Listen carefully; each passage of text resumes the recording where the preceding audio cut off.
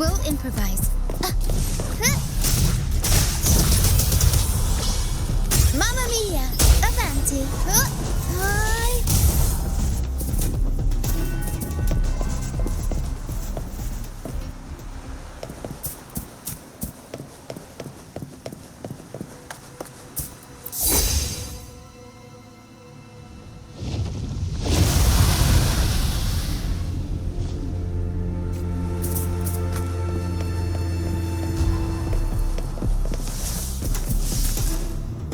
Tornado Maker! Mamma mia! I'll warm up the crowd.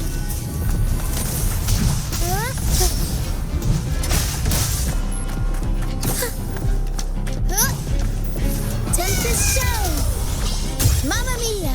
Avanti!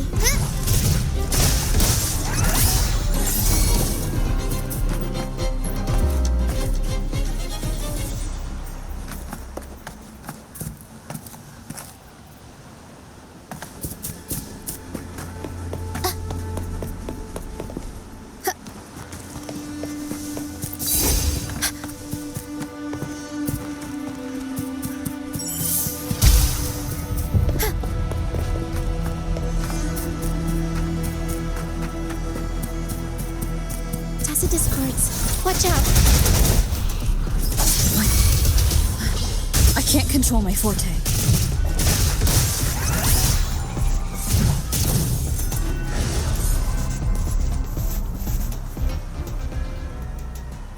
The high levels of corrupted remnant energy in the mist are disrupting our frequency stability. I can help with that. See, fighting here is a bad idea. Let's just try to avoid any threats for now.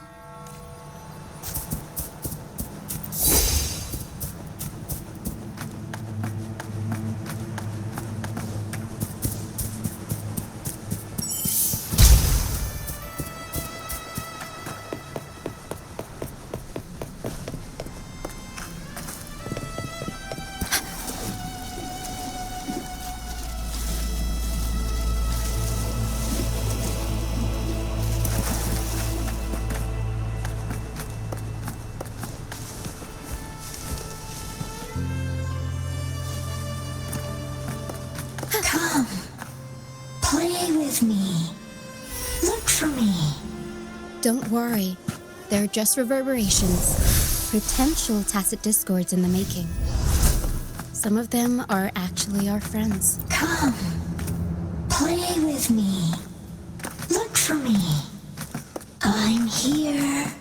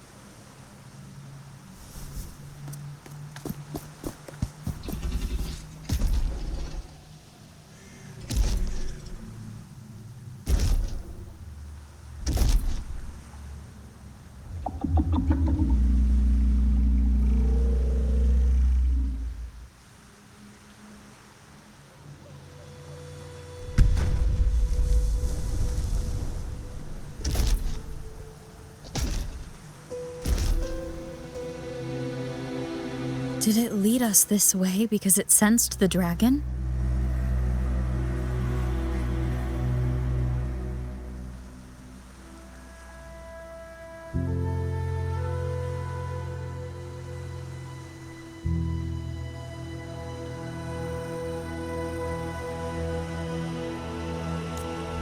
Possibly. Phantoms are sensitive to frequencies, so navigating the mist is second nature for them. The game isn't over. Here, come quickly. I think I figured out what they're doing. We'll be out of the mist soon.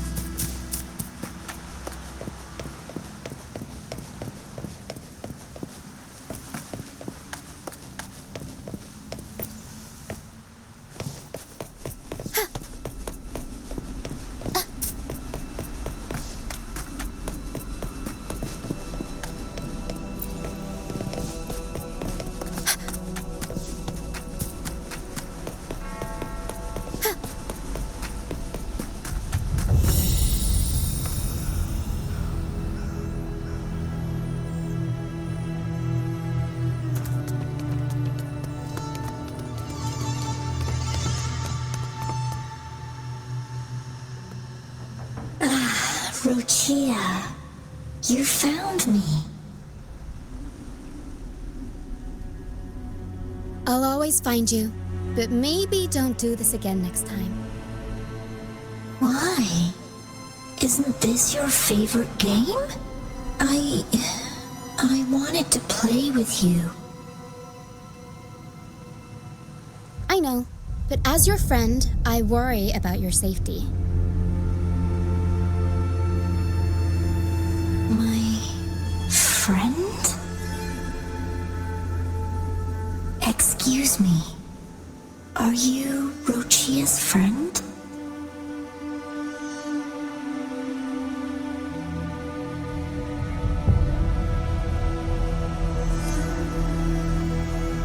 Ah, how wonderful. You're not alone anymore, Rochia.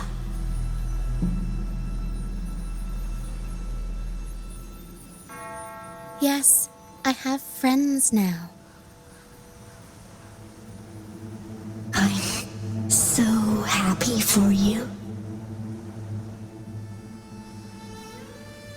All is well. Fly to the high heavens. We are born free, and our souls will soar even in death.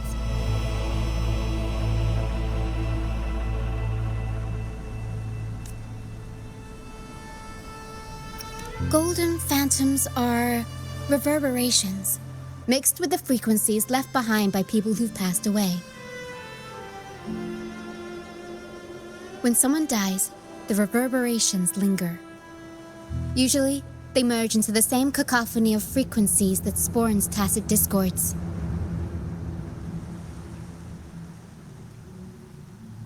But sometimes, a trace of their final will remains, and the mist shapes this into phantoms.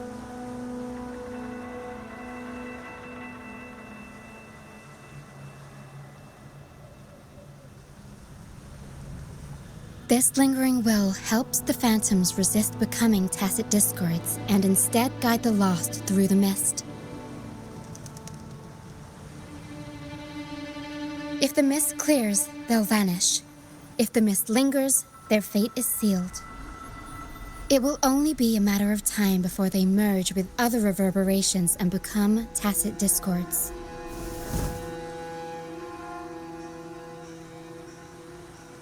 Their final frequencies tend to cling to certain objects, like this Lucianite here. I collect them as proof that they once lived.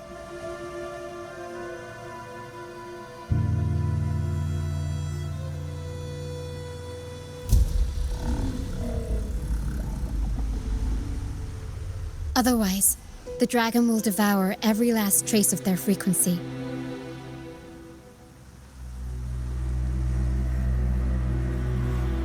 The mist is thinning. That stranded ship ahead looks like...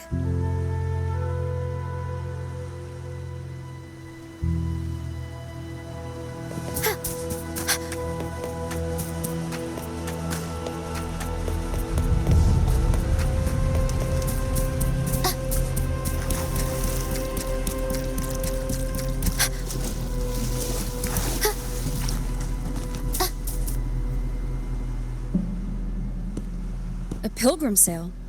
Why is it here? In Raguna, those who break the law are sent to the Order Tribunal for sentencing. Those who violate the sacred doctrines are branded as fools and sent away on the pilgrim sale.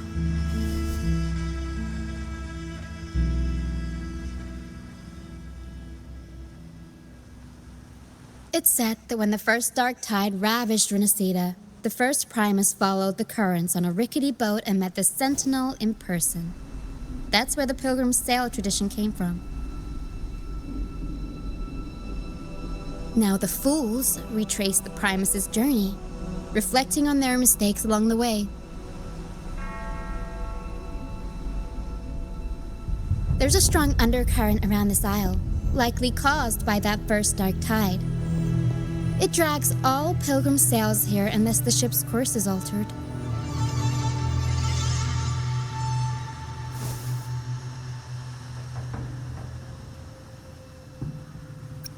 No reverberations on the ship, nor in the mist. The people must have escaped. But with the mist this thick, we need to stay on guard.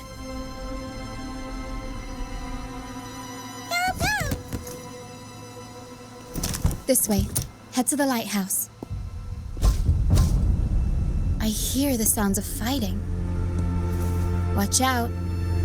Tacit discords are gathering. Looks like our brief intermission is over. Time to let the ghosts have their moment on stage. Come on then. Let the flames of battle ignite our souls. Wait. Is that Brant? Only Brant would call them ghosts with that kind of flair. It must be him. But I can't tell where he is in the mist. Anyway, let's deal with the trouble here first before we go look for him.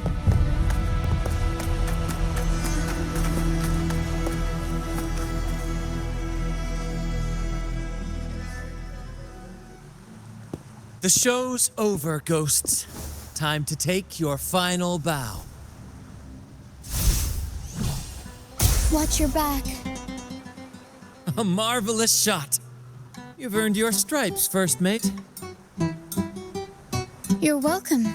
But if you tilted your head just 10 centimeters to the left, it wouldn't have been the Discord's head that got popped. It'd be yours.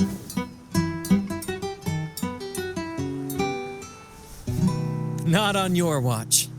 Besides, fortune always smiles on me. Except in bets. And we've crossed paths with the rover again. Can't get luckier than that. We shouldn't have let her get caught up in this mess. She was worried about us and insisted on coming. Is that so? Then our gratitude to you is even greater for your timely aid.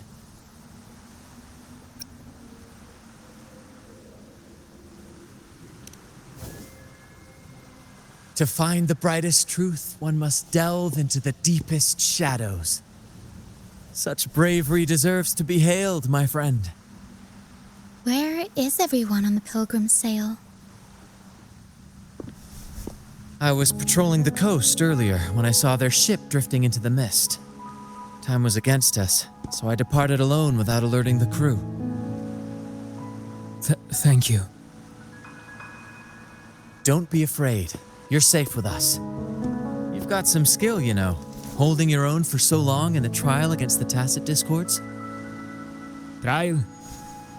I don't buy into the Order's nonsense. I've worked hard all my life and stayed true to the Order's teachings about forsaking earthly pleasures for divine favor. And what do I get in return? Heavier taxes.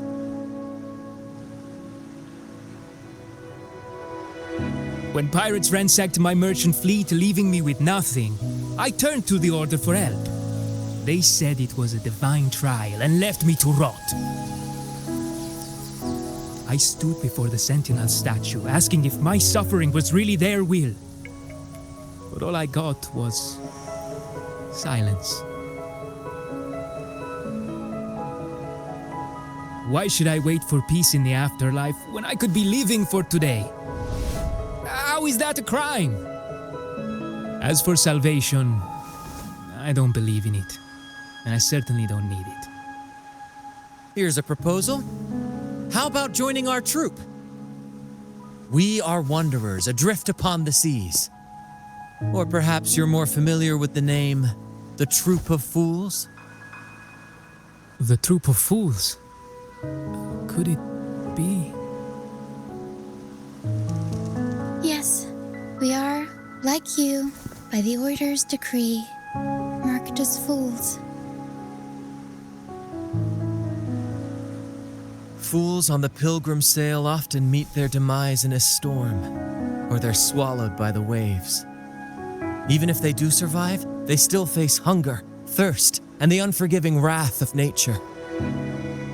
Maybe it's luck that brought you here so swiftly, and unharmed at that. Look around. This is all that remains of the Pilgrim sail. This is always their final destination, where the fools meet their end.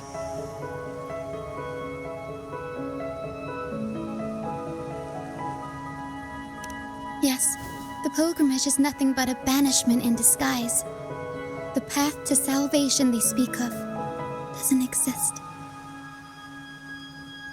Otherwise, how could this once sacred place now look like such a hellish wasteland? Wait. Sacred place? No wonder the others were talking about it on the ship. They believed the Order's promise that prayers at the sacrificial arena would grant them forgiveness.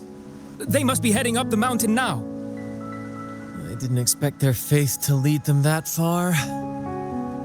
If only they knew it was just one of the Order's lies. Captain! First mate! We're here to help! More hands make light work. I called in some help to escort him back to the base once the mist cleared. Ah, the first mate's foresight is unmatched. Then the three of us can head up the mountain. But beware, my friend. By the end of this pilgrimage, you will witness the Order's cruelest deceit. The dangers ahead will only intensify.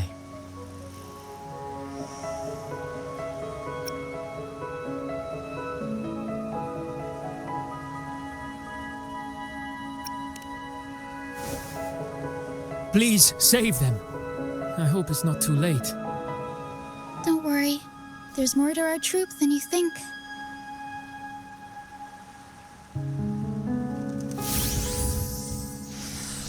This wing ray can fly us up the mountain. You two go first. You'll find I'm very convenient to bring along.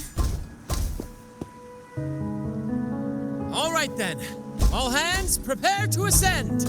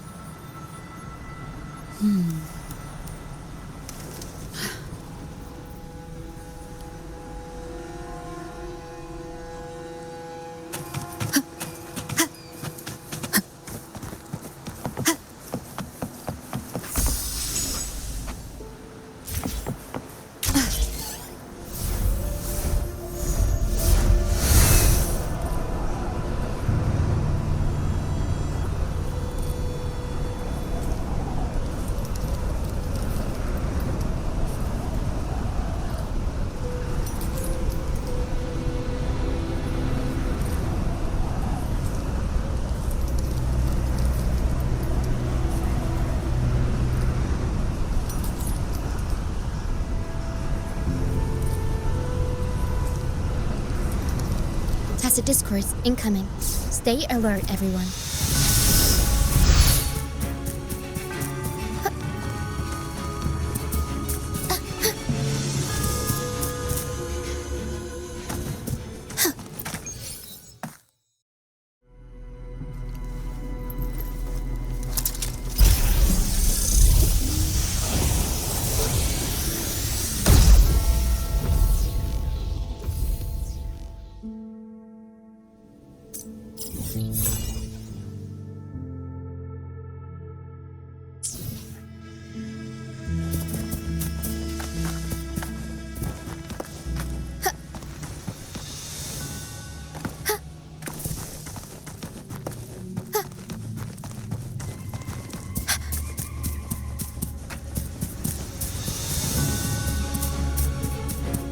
We'll improvise.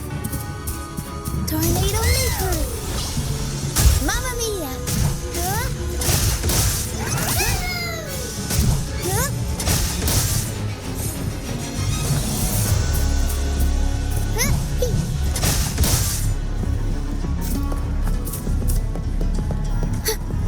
There's a human footprint.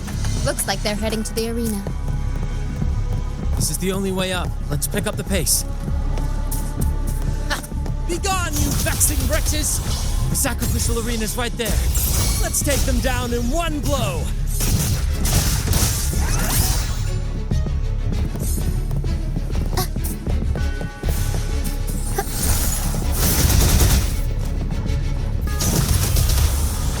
Mamma mia! Avanti!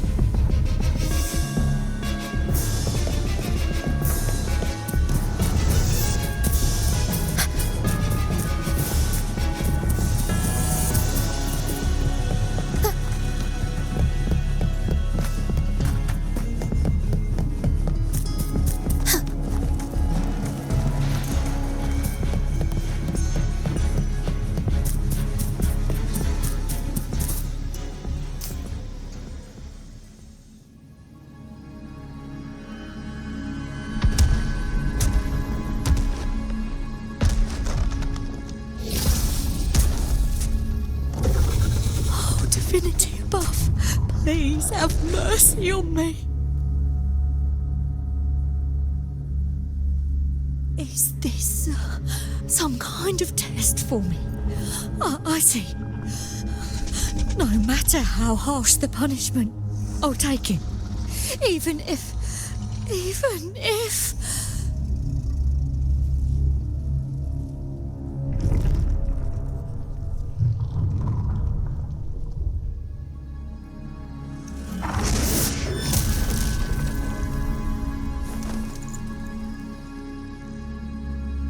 if it means death? We've never done anything that warrants paying with our lives.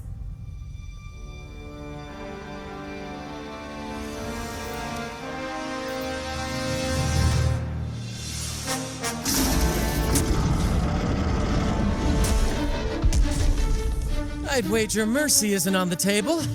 However, in the face of danger and adversity, the stage is set for our grandest act.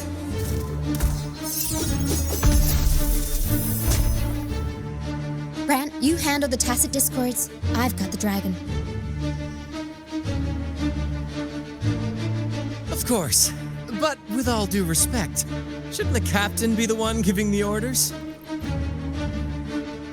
Just playing to our strengths. Take it, or I'll spill the beans about your wine stash.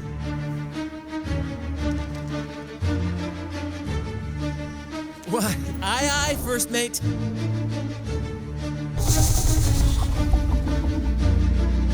It's time to pay for what you've done, Dragon of Dirge.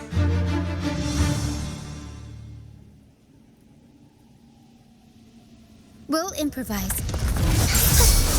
Tornado Negro! I'll warm up the crowd.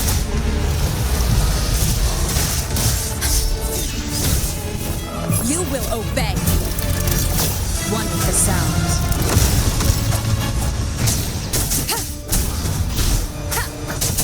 Nowhere to hide.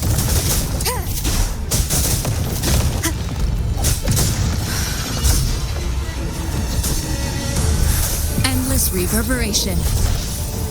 Aerial stunt. Improv performance. Mamma mia, avanti, figurati.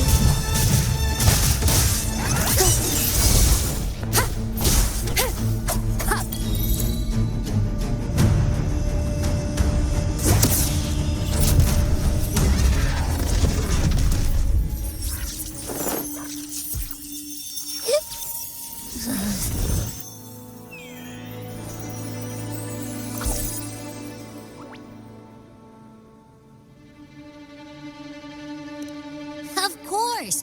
You think that little lizard could take me down? I just took a nap after eating its frequency.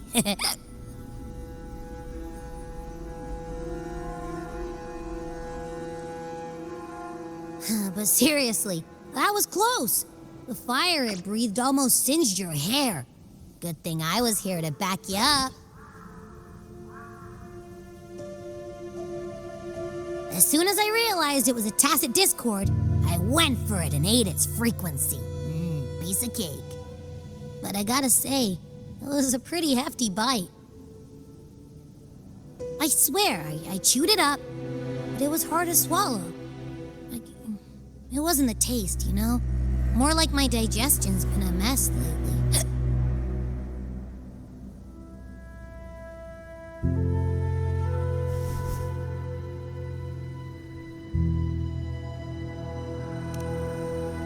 That's not the point. The real deal is, I found something crazy in its frequency. You said you somehow experienced empathy with the tacit discord back in Jinzhou, right? How about trying that again with this guy?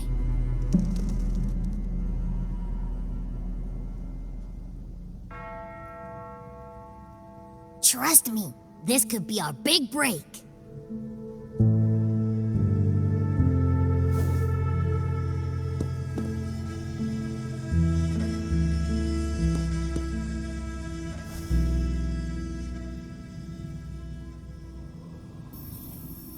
Gehenna, a wretched soul mourned by none. You are reborn to fulfill our sacred rite, illuminate the path of salvation. Become the fiery hand of judgment, purging all transgressions. Cleanse every soul ensnared by their own indulgence. Those who cannot withstand the trial by fire shall forever be barred from our pure land.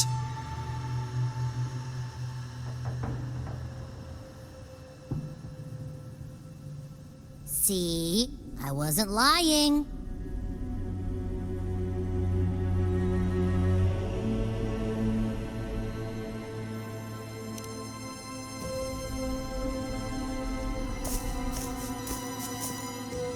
Tacit discord's frequencies are perpetually fading, inching toward their end. Their only way to maintain their existence is to consume other frequencies as food. The dark tide and mist enveloping this isle have drawn in countless tacit discords. Their frequencies should have been enough to feed the dragon. If what you saw is true, then the Order must have used some trick to control the dragon, making its frequency fade away faster than it should. That means they could be responsible for why the dragon began attacking all living beings, including humans. In time, it ended up becoming a harbinger of death. I found this during the previous battle.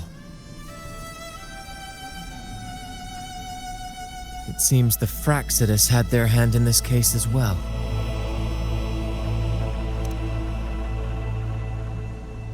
So you know them too. Seems we have much to discuss. Our troop usually earns a living by performing on the nearby islands. Sometimes we take on escort missions for merchant ships as well. That's how we first got acquainted with the Fraxidus. At first, they were just lurking about, raiding ships. But as the Carnevale drew near, their actions grew suspicious. We noticed them lingering around a certain sea.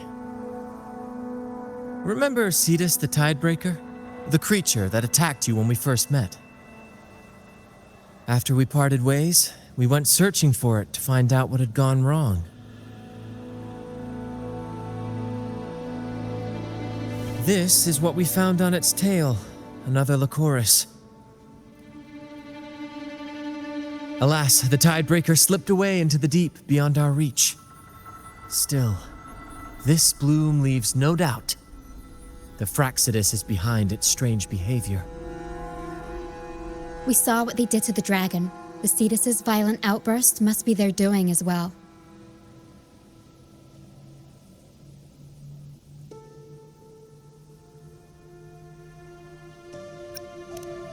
They say the Carnevale is a ceremony to resonate with the Sentinel. Those who claim the laurel may be graced with a miracle, a direct communion with the divine. At first, we thought you were merely a curious traveler, intrigued by the Carnevale and our Sentinel. But now, seeing how far you've come, there's more to your quest, isn't there? Our troop has always sought the laurel, and we won't sit back while others threaten the Carnevale. If they're your foes, then our paths align. Remember I mentioned one of ours who once claimed the laurel?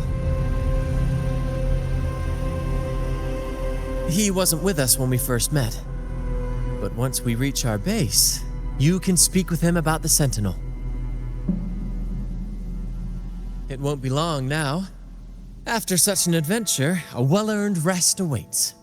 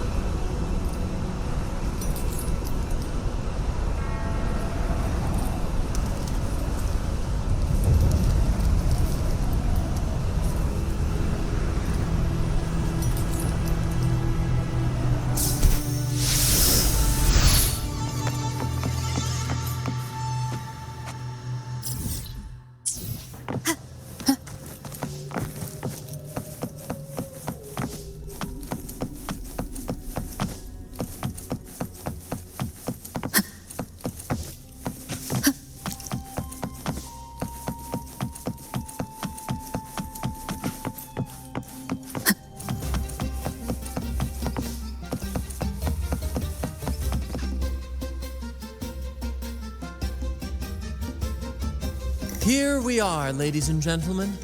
Allow me to present to you our sanctuary, a haven for all the surviving fools at the edge of the world.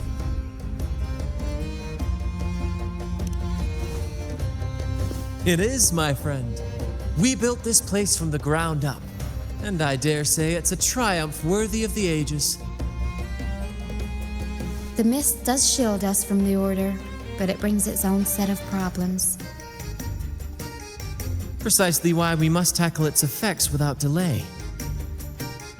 By the way, if you'd like to speak with Mr. Bardolino, our laureate, you'll find his tent deep within the base. Feel free to talk to the others while we handle our tasks. We'll catch up once we're done.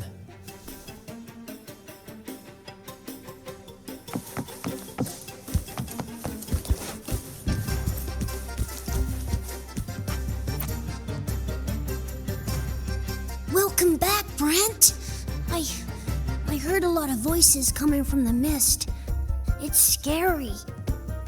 Don't be afraid, Morias. They're all friends from the troop, people we've sailed with. You said you want to be a captain, right? Sailing has its own trials. Sea monsters, storms, whirlpools, undercurrents, you name it.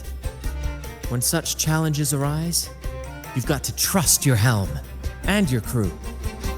They'll stand by you through thick and thin, and your job is to guide them safely through it all, till you reach the journey's end. I understand. Everyone has been so good to me, always looking out for me. When I grow up, I'll be a great captain and take care of them too. That's the spirit, kiddo. You've already got the heart of a captain, and that's no small feat. You're the captain of your own ship. Bravery like that deserves rewards. Here, take this. Wow! Captain Sparrow's legends! Thanks, Brant. And can I maybe have a sip of the stuff you like to drink? The troop strength? Well. That's a special brew for captains who face the fiercest storms. When you're ready, your own glass of troop strength will be waiting. Really? I'll work for it. As the captain, it is my duty to be the crew's compass. This face must not show fear or sorrow. Those who did make it have their own dreams to chase. Some will eventually leave to follow the call of their hearts, their silhouettes forever etched into the mist. We hope they find their promised lands. The troop may be a safe harbor, but it's certainly not the final destination of their journey. We honor their names and stories in our plays, passing their legacy down through the crew. Beriardi the Fire Eater, Toscanini the Night Watcher, Fernando the Fish Killer. Their stories remain vivid in my memory. One day, I'll compile them into a book, mark my words. Over the years, we've bid farewell to many and welcomed countless new faces. Seems this cycle will never end. When I was a boy, I saw the Sentinel's statue in the Cathedral of Mercury. Curiosity led me to point at the statue and ask, how can you say it's the Sentinel when no one has ever laid eyes on it? I didn't know the consequences that would follow. That question earned me a pilgrimage. At the time, I thought it was some grand adventure. On the pilgrim sail, I was cared for by other fools who shared what little they had and shielded me from the grim reality with their kindness and smiles. But all I could do was watch as they passed away one by one. From that day forward, I swore to wipe away the tears of the innocent. Every adventurer needs a rest, and every ship must find a port. For us, that meant finding a sanctuary. When we finally reached this forsaken isle, the destination of our pilgrimage, we fought the tacit discords to claim our territory and scavenged what we could from the ship's wreckage. Though the night may be long, the dawn always follows. That, my friend, is what we should set our sights on.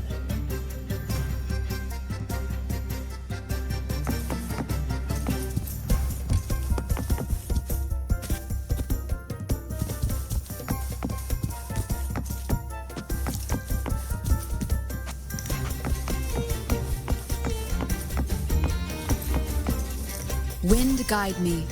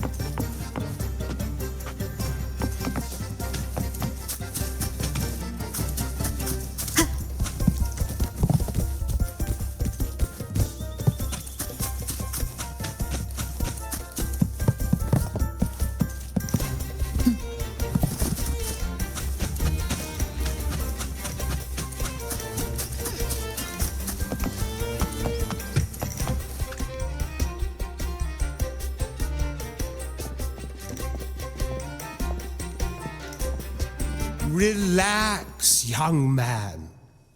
Life's only just unfurling its sails for you. Why sit there like one of those dour statues in the Order's halls? Don't be afraid to show a little spark. I was just thinking about my future. Is Raguna truly lost to me forever? Some have found their way back, but under the Order's watchful eye. Is that really what you want? A life without freedom?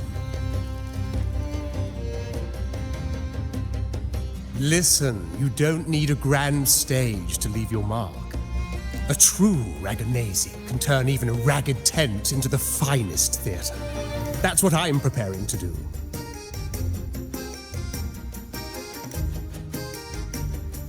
I might be an old man now, but don't let that fool you. I was once crowned with the laurel, you know. You? Are you Mr. Bardolino? In the flesh. Ha ha ha ha!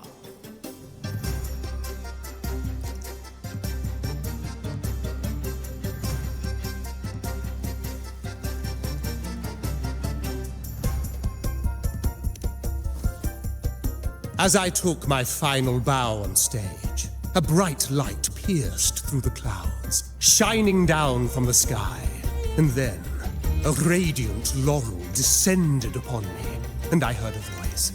It was the Sentinel's voice, ringing in my head. I asked them a question that had puzzled me since childhood, the ultimate philosophical riddle. What should I eat tonight?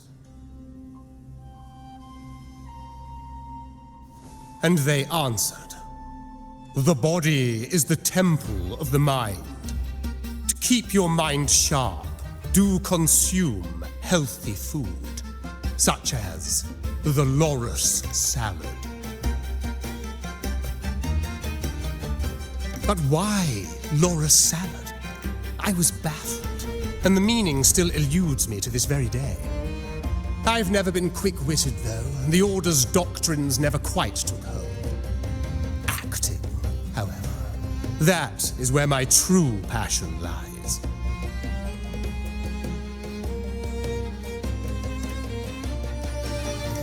But why did a blessed laureate like you get banished by the Order? Back when I won the laurel, Raguna was led by the Holy Maiden. She promoted all sorts of grand celebrations during the Carnevale, an unceasing tide of revelry. Stages sprang up on every corner of the city, performances dancing through the streets, and shops adorned in vibrant hues. Even on rainy nights, you could still hear music playing in the square. Some performers wove their critiques into their acts. Sharp as she was, the Holy Maiden noticed. She refined city policy with each whisper of dissent.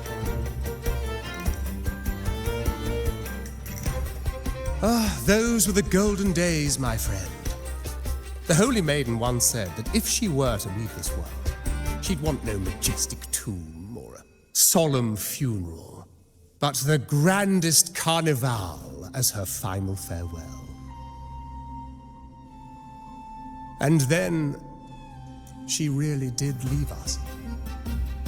The current Primus took her place, and in the name of mourning the Holy Maiden, issued all sorts of bans on the Carnevale.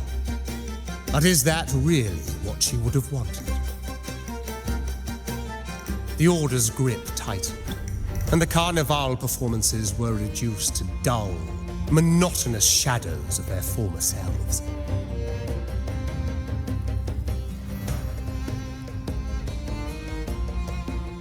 One year, I strung a wire from a gondola to the top of the clock tower in Liberty Square, and another from the tower to the Thessalia's mansion.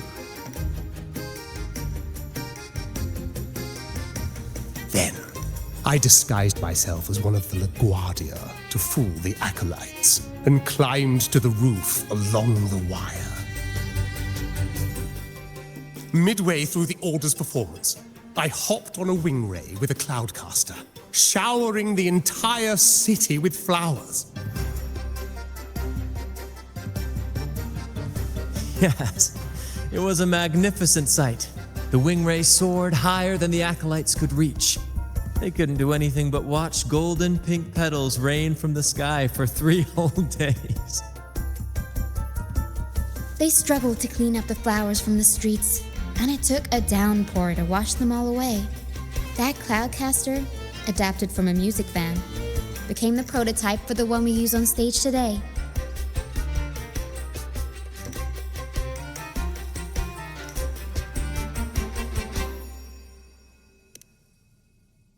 But that's all in the past. To this day, I'm still not sure what crime they pinned on me. Maybe walking the wire without protection?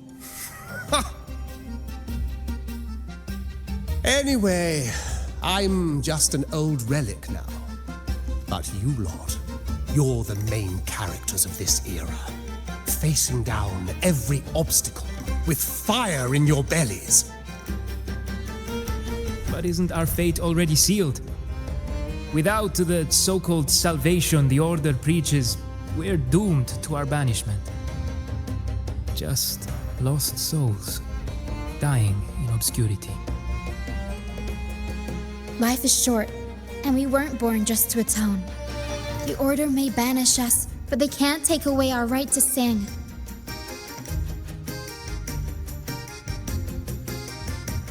Death is one of many possible ends, but it's certainly not the worst.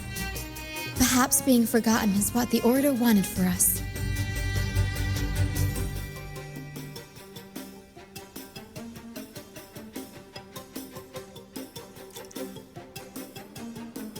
They want to erase all traces of our existence, grind us into dust and drag us into the abyss. But we'll fight the tide and live our lives to the fullest.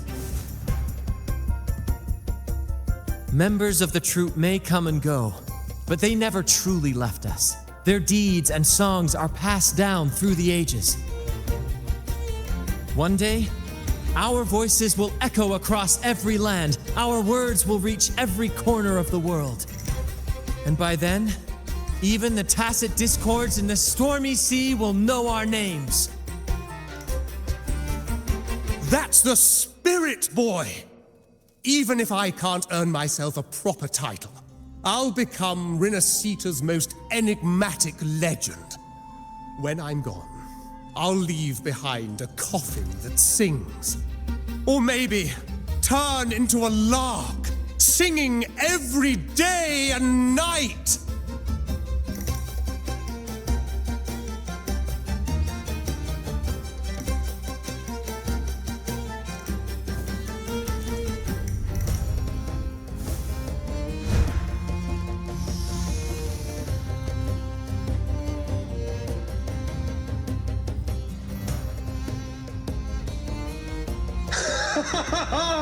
What say you, Brant?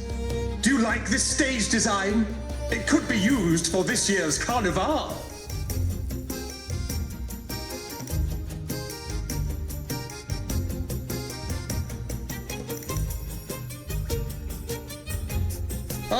Our little chat reminded me of those good old days. So why not relive that scene I just mentioned? I still remember that famous line.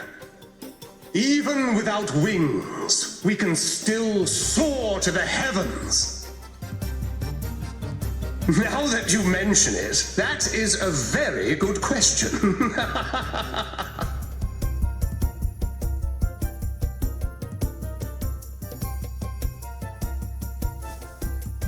Please don't mind him. We like our performances big and bold, after all.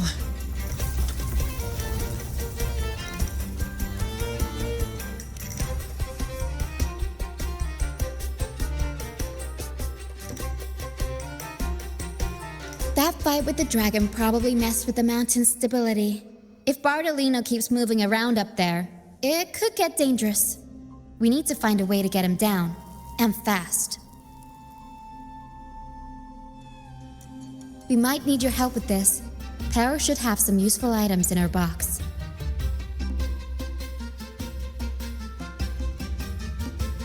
We've got a cloudcaster that can conjure up some fluffy cloud cushions that make the perfect stairs to reach Mr. Bartolino or catch him for a soft landing. But some of its parts have been borrowed by other troop members.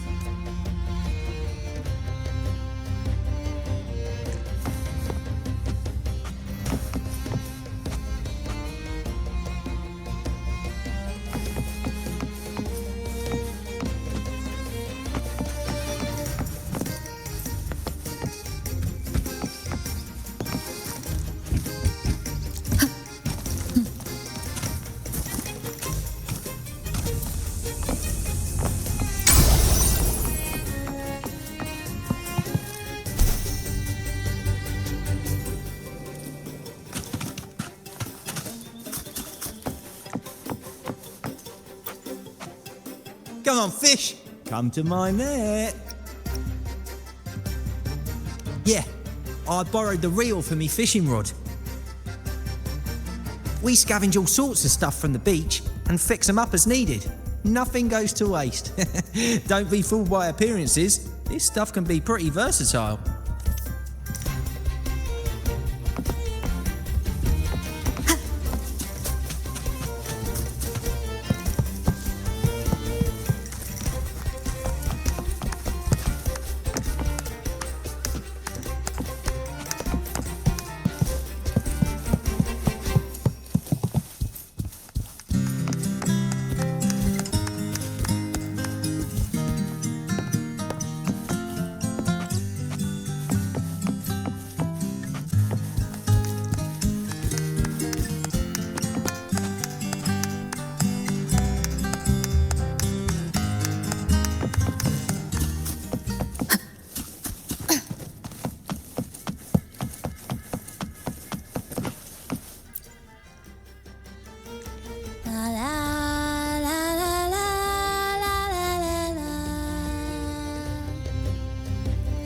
I'd rather be a wild flower, ignored by all in my own power, than a rose that bends and sways, bathed in grace, but lost in dismay. Isn't it obvious? I'm practicing for the Carnevale. I'm the troupe's soprano and helmswoman. Steering Rinascita's echo ship isn't just about strength. It's about resonating with the echoes. After years at sea, I've learned that some echoes are sensitive to our songs and will react to them in different ways. The Order warns of sirens lurking in the stormy sea's mists, but they don't scare me. I'll show them who the real siren of these waters really is. I'd rather be a wild flower, ignored by all in my own power, than a rose that bends and sways, bathed in grace, but lost in dismay. Who knows? Ask the Order and they'll give you 100 reasons. I can't even remember how long I drifted on that pilgrim's sail, but the troop found me just in time and took me in. What's past is past. It's the present that counts. Let go of the bad days and enjoy the moment. This is the way to live, I'd rather be a wild flower, ignored by all in my own cloudcaster. It does ring a bell. Here, the resonance unit. It helps me find the right pitch and rhythm. Works like a charm. You should give it a try too.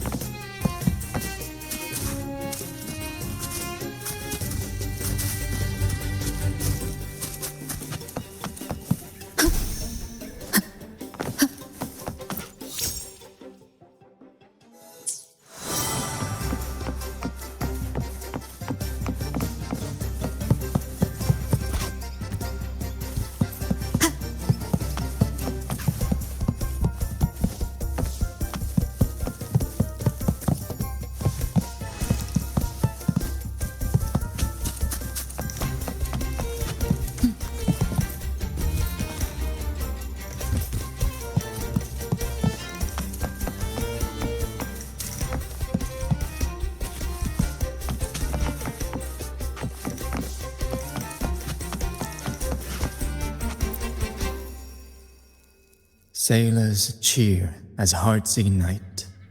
Soon we'll break these chains so tight. Set the course, embrace the storm, sailing on till light is born. Oh, hello. I'm writing a sea shanty. Did you know Raguna Gondolier's songs are usually in 3/4 time? Matches the flow of water perfectly. When they row, their strokes go slow dip, quick lift, which fits that rhythm. But for our troupe, we use a 4/4 signature with strong and weak beats. It's catchy and perfect for sailors to sing along to as we work together to tackle the waves. Sailors cheer as hearts ignite. Soon we'll break these chains so tight. Actually, boarding the Pilgrim sail was my choice. I used to compose hymns for the order. Sounds prestigious. But the same old rhythm and lyrics started to wear on me. Music should be alive. So, I decided to take the pilgrimage, believing I'd find new inspiration from the divinity. You probably already know what the pilgrimage really is. I was foolish to believe the order's lies. But luckily the troupe found me and brought me in. Have you seen any of our performances, perhaps? We don't do those lofty soliloquies that give you existential dread. That doesn't mean our plays are shallow. They're just more hopeful and speak directly to the heart. We do camellya improviso, a style of play that's all about those fleeting, beautiful moments of everyday life. We sing of love that endures, enemies who become allies in the fight against evil. The Order may scoff at such stories, but they're real, human stories, full of ambition, dignity, and everything that makes us human. Traveling with the troupe, I've learned to see the beauty in the small things, and I've met people facing similar and unique life struggles. Only those who walk in the fields can really see how the crops grow. It's the same with music. You can't truly know it until you've listened. That's why I'm always chatting with the crew, gathering ideas for my ballads and shanties, the true rhyme of our time. Sailors cheer as hearts ignite. Soon we'll break the Cloudcaster. Oh, I use its base as a desk. Our first mate lent it to me so I could write more comfortably. Here it is. Careful, it's heavy. Good. We have all the parts now. Time to work, Pero.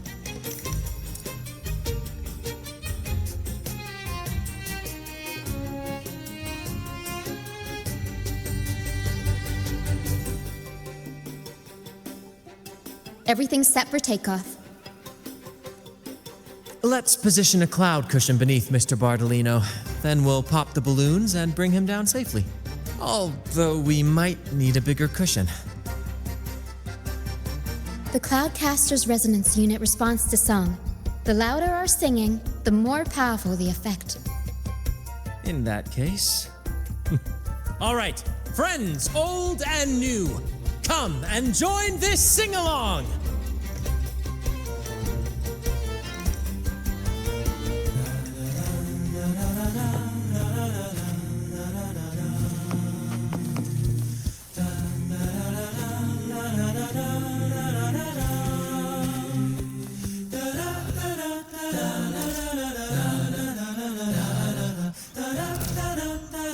Bullseye! How about you? Almost done.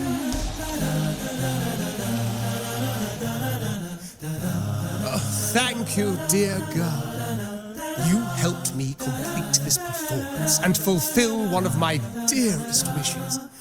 Please, I'll gladly give you my most prized possession.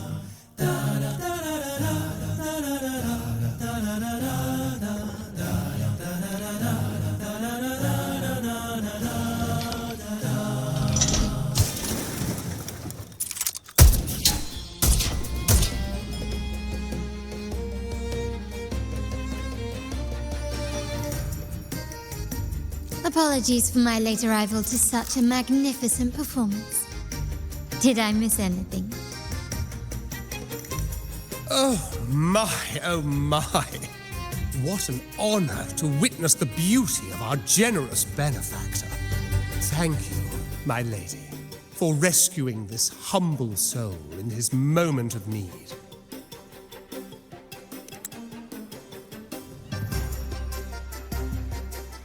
You flatter me. The family's protection extends to all who stand by us. Might I say what a pleasure it is to see you again, Miss Carlotta. You have my heartfelt gratitude.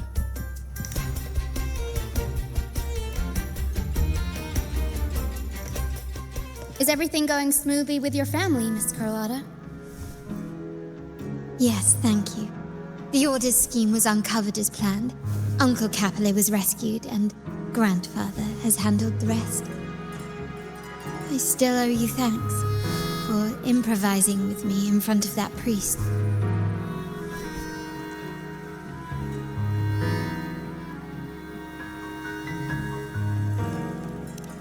You've got a sharp mind. No pain, no gain, as Grandfather used to say. I'm pleased we're on the same page.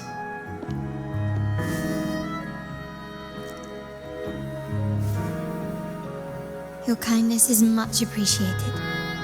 The Montellis won't forget this. In return, I'll share everything I know.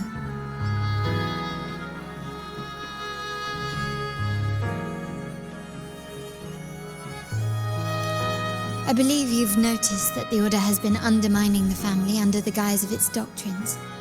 Alienation, monopolization, just a few tricks up their sleeve. Their true motives, however, run deeper. Their alliance with the Fraxidus speaks volumes. While we don't know the full extent of their conspiracy, one thing is clear. Their sights are set on this year's Carnevale. The Carnevale is likely where you'll find clues about the Sentinel.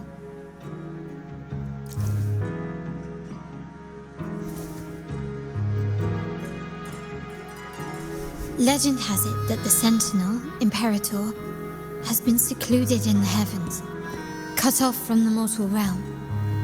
The last record of the Sentinel is from the Carnevale a decade ago. At that time, the entire city was shrouded in mist.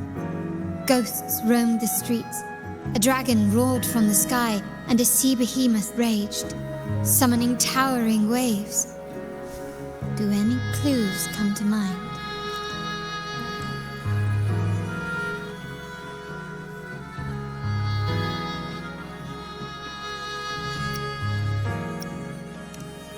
The mist might be coming from the remnant clouds in the Nimbus Sanctum. Lorelei has the power to purify and control them, but the Fraxidus interfered. Remnant clouds corrupted by evil will disrupt Echo's frequencies. If the mist had spread to the city, it would have stirred the echoes into chaos.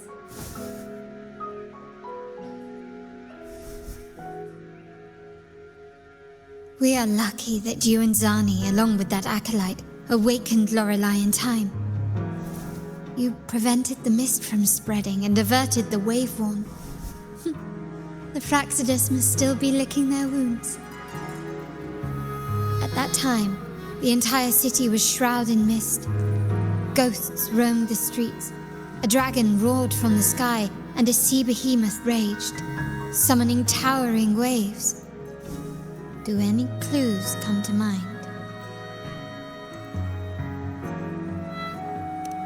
The Montelli traders used Lycoris in experiments to turn echoes back into tacit discords. If they were successful, the ghosts seen 10 years ago may have also been created this way. Ghost is just a dramatic name given by the Raganesi for tacit discords. They look nearly identical to echoes, especially in the mist.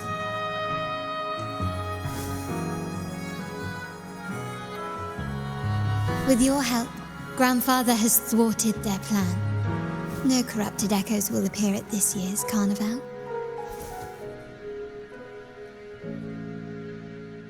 At that time, the entire city was shrouded in mist. Ghosts roamed the streets. A dragon roared from the sky, and a sea behemoth raged, summoning towering waves. Do any clues come to mind? The Order has allied with the Fraccidus to control the dragon. From what I saw when I connected with its frequency, they might be planning to command it to attack Ragunna during the Carnevale. After the Tacit Discords took over this isle, the Order used them as an excuse to forbid any entry. It might be their way of concealing the dragon's existence. But without the Lycoris, the Dragon of Dirge is now off the table.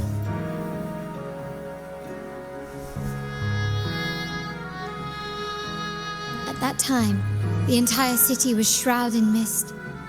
Ghosts roamed the streets. A dragon roared from the sky, and a sea behemoth raged, summoning towering waves. Do any clues come to mind? The remnant cloud spreading, experiments to turn echoes, and the dragon's manipulation. The Order plans to recreate these disasters at this year's ceremony.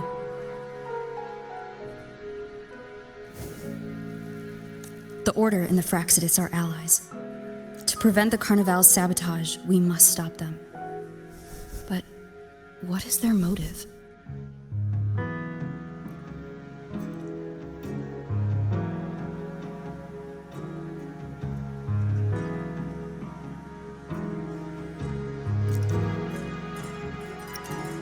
The Primus called it a divine punishment, and took the opportunity to appear as a savior. A perfect way to build legitimacy. The Order relies on the people's faith in the Sentinel. With the Sentinel's 10-year absence, faith in the Order has waned. They must be desperate to restore that trust. It is for this reason that the Order has been forced to revive the festival.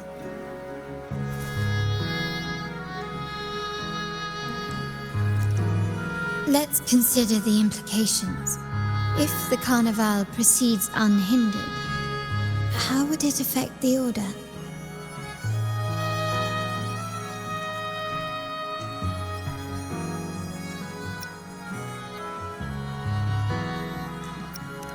The current Primus claims to be the Enlightened One, the Sentinel's Resonator. However, based on the prophecy we found in the ruins, this role is meant for the young maiden who is destined to heed the divine oracles during the Carnevale. The Carnevale is the only time humans can directly communicate with the Sentinel. Normally, it's the Primus who conveys the Sentinel's words. A successful Carnevale offers a chance for citizens to meet the Sentinel in person.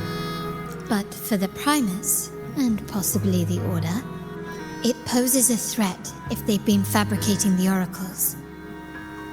To sabotage it while still maintaining their authority, they partnered with the Fraccidus. The Fraccidus will cause chaos during the Carnevale, and the Order will swoop in as the saviors, restoring public trust just as they did before. So far, you've helped us crush 3 of their schemes, but one remains.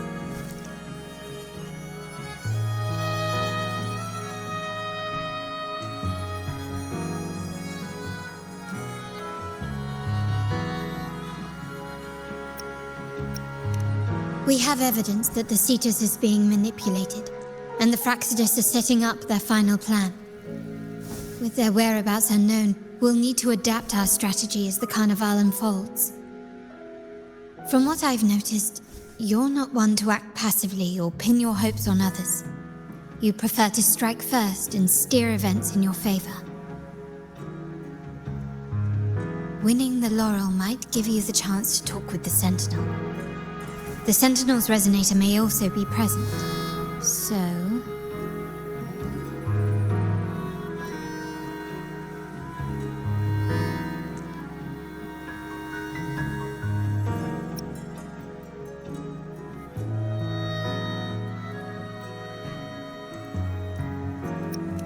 Our aim has always been clear: to to restore the Carnevale to its former glory with a performance for the ages.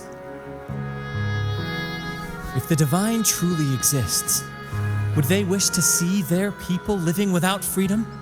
Or witness a festival twisted into a tool for tyrants? If we win the laurel, we'll show that such punishment is absurd.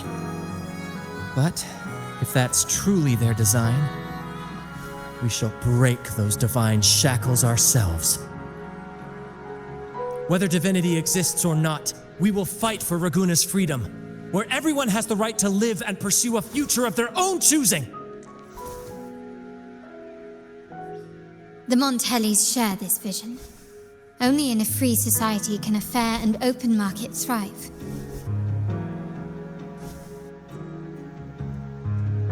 However, the troop alone is too weak. The family is under close watch and our enemy hides in the shadows. We need your strength to find our way forward.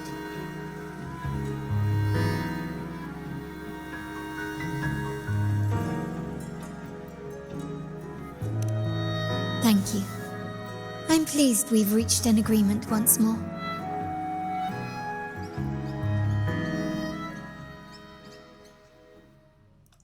All right, what should we do now? Any plans? Since the Order intends to sabotage the Carnevale and incite chaos amongst the guests, confronting them directly only plays into their hands. You've seen the troops' unique approach to combat, haven't you? That's precisely why we're allies with them. We will turn any disturbances into a theatrical performance. I can see our friend here is still a bit confused. No worries, my dear girl. We'll have a quick rehearsal before the Carnival begins. Speaking of which, Ms. Carlotta, would you honor us by joining our performance? Me? I do have some stage experience, though I must confess I may be a bit out of practice. We don't know what challenges we'll face, so your help will be needed, Miss Carlotta. Plus, it's a chance for you to get to know our methods. If you insist. Wonderful! As the festivities continue, if you're both ready, please join us on the stage of the troop liner.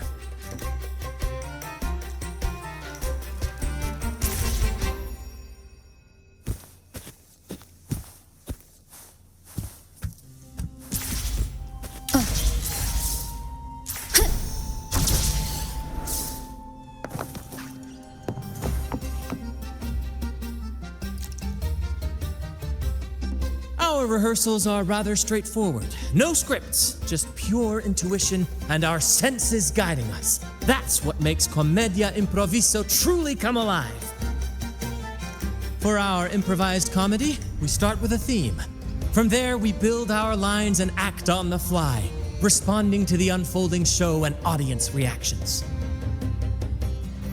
But with the limitless capacity for human creativity at play, the plot can sometimes veer into the, well, unconventional. To prevent things from spiraling too far, we set an anchor for the performance. Pardon my interruption, but I'm quite curious. What sort of bizarre plots have you encountered? Well, something like a humble craftsman from a small town sets sail on a rainy night, stumbles upon ancient ruins, is reincarnated with superpowers, and then decides to conquer the galaxy, becoming the Emperor of the Stars. So, we draft a basic outline that assigns roles and guides the plot's direction.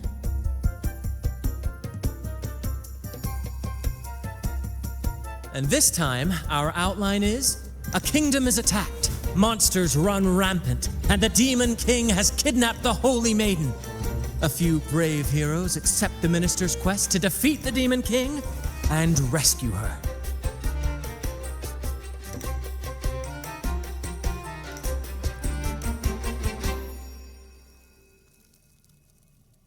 This outline holds special meaning. We want to pay tribute to the play once performed by the Blessed Maiden herself, which was also about a hero facing a demon king. Good people have their wishes fulfilled, heroes appear in a time of crisis, justice triumphs over evil, and united friends are undefeatable. This is the tale the Blessed Maiden once told, and it's a universal story we want to portray. To me, the world is a stage, and performing is much like combat. Coordinated movements, quick thinking, sharp reflexes, and, above all, trust in your allies. What I'm getting at is that you both are very skilled and capable. We don't have many do's and don'ts, so relax and express yourselves freely on stage. This rehearsal is to help you get familiar with basic stage movements, techniques, and the troupe style, and to build good rapport. Exactly. I'll handle the stage lighting, Brant will narrate, and the rest will take on the role of the audience. If you're ready, let's begin. Everyone, a big round of applause to welcome the Rover and Miss Carlotta on stage.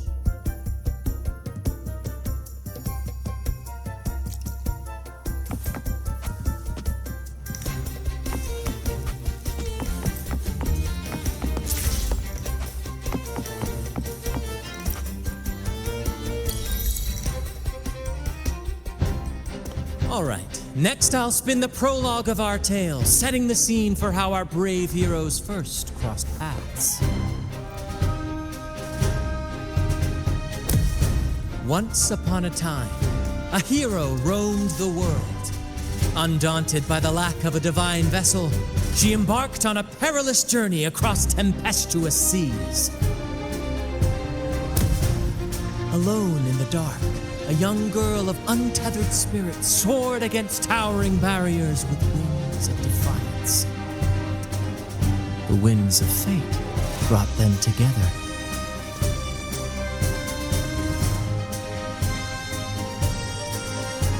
As the world teetered on the brink of absolute darkness, they found solace in each other's gaze. Together they became unshakable allies, standing strong against the tides of fate.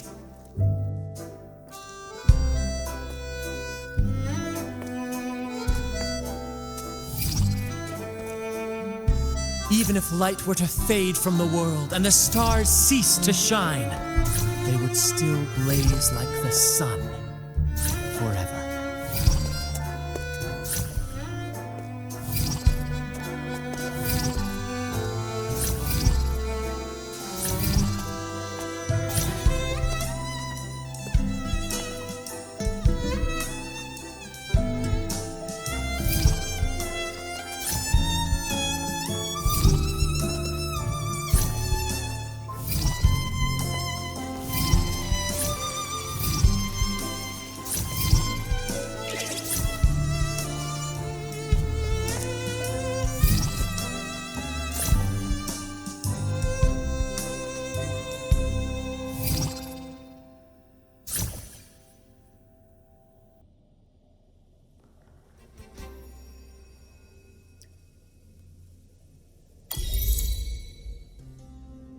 Bravo! Bravo!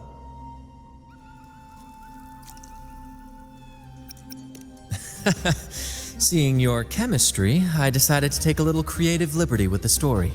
Anyway, it didn't stray too far from the outline, right? The thrill of improvisation is in its unpredictability. There's always a rush of excitement with every twist and turn. Your movements were seamless, elegant, and powerful. I'm confident you'll shine at the Carnevale. Thank you. It was all thanks to you. You inspired me and kept my spirits high. You'll master it in no time, I'm sure. All right, that's enough for today. Let's save the grand reveal for the Carnevale. Oh, and speaking of which, there's still something we need to prepare for you, isn't there? You mean the essential item for the Carnevale performance? Don't worry. I've taken care of everything. Oh, so it's handled then. I can't wait to see it.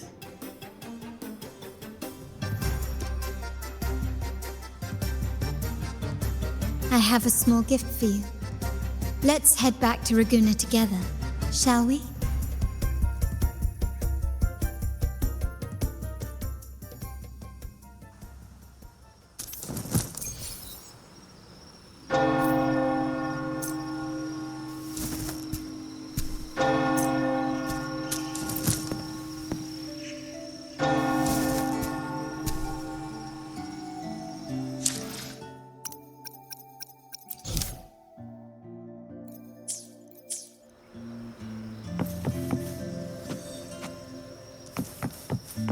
Please, follow me.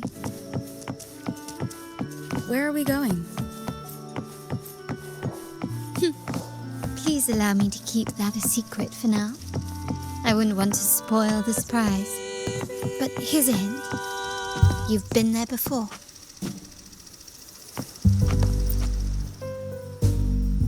Oh, dear Lady Carlotta, thank the Sentinel you are finally back. I was just about to close up shop to prepare for tomorrow's Carnevale. You have completed my request, haven't you? Of course, Lady Carlotta. You should have more faith in my skills.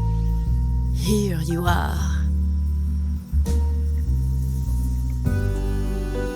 A small token of my appreciation. Abby, I have something for you as well.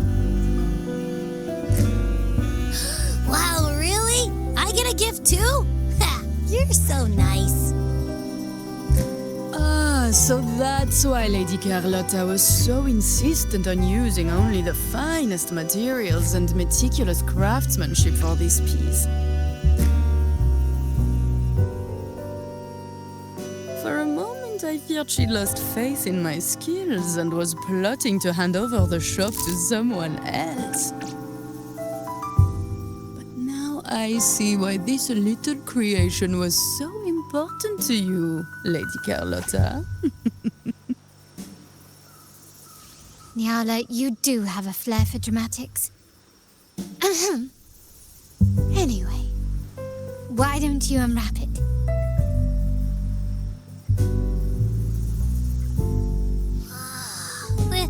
This is... I took the liberty of having Nyala custom make this mask based on my impression of you. I hope it suits your taste.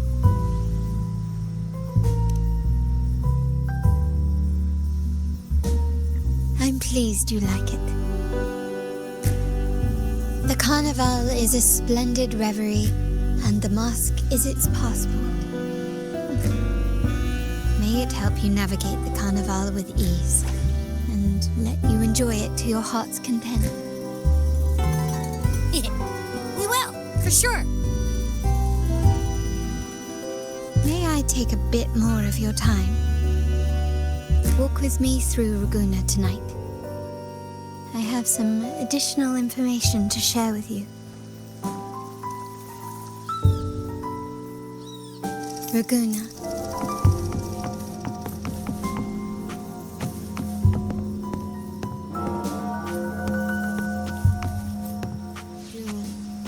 The sapphire that crowns Solaris. The waters of Raguna serve as a mirror, reflecting the countless faces of this city, much like our own. There was a time when the currents swept us into the jaws of uncharted waters, where relentless storms and voracious waves awaited. But after weathering such trials, they revealed to us a hidden gem, the shores themselves. My family has always been drawn to the thrill of a new voyage. One stormy night, fate decided to play a hand. What we discovered there on that island, the technology and novel ideas, was nothing short of a blessing in disguise. There exists only one relatively safe route from the Black Shores to Raguna, a path known solely to the Montelli family. as long as you stayed on this course. You were bound to encounter the troop. My family has always been drawn to the thrill of a new voyage. One stormy night, fate decided to play a hand. Exactly. When we heard the Blackshaws were hunting for a legitimate entry into Ragusa, I thought, why not bring them into our little venture? Hence the invitation. My family has always been drawn to the thrill of a new voyage. One stormy night, fate decided our intentions might not be as grandiose or ominous as you think. We seek liberation, and to achieve it, we're pursuing the truth behind Rinascita's origins. Legend has it that when people first arrived on this island, Genesis Nexus was already here, welcoming them. The prevailing belief is that the Sentinel gifted us this technology, and despite nobody ever seeing the Sentinel in person, we talk with them through supposed telepathy. Notice anything strange about that story? Terminals conjure up echoes, and the Genesis Nexus allows the Raganese access to common echoes. If the Genesis Nexus was present when the first settlers arrived, who built it? And really, if no one's ever laid eyes on the Sentinel, how can we be so sure that statue really represents them? It seems to me the Order might have spun us a tale, hiding the true origins behind their grand myths. No, we have no ambitions to rule or to renounce our faith. And really, this city should not be ruled by any one entity. The hour grows late. I have arranged accommodations for you at Palazzo Grotta in the south. Let us walk there together, and I can share a story along the way. Think of it as a bedtime tale. I learned it from the troop. It's about Fleur de Lis, the Blessed Maiden.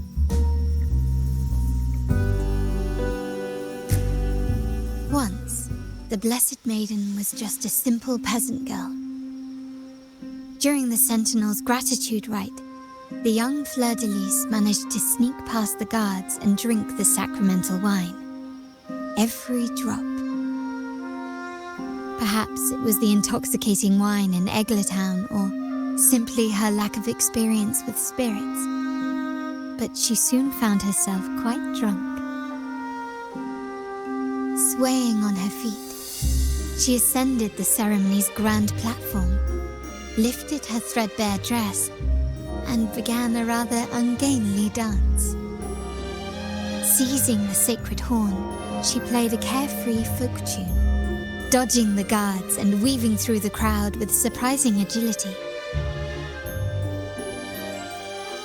Remarkably, the crowd, as if drawn by an unseen force, followed her lead, transforming the solemn ceremony into a wild parade of cheers and revelry.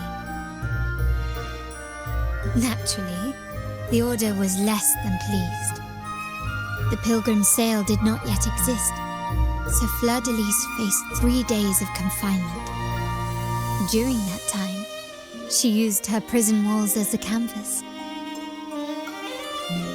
That unforgettable day of disordered revelry left a lasting mark on all who witnessed it. Is it not remarkable? A rebellious girl chosen by the Sentinel to become the Blessed Maiden. If the Sentinel indeed permitted such a girl to serve as their spokesperson, it suggests that all this joyous revelry is not something they disdain.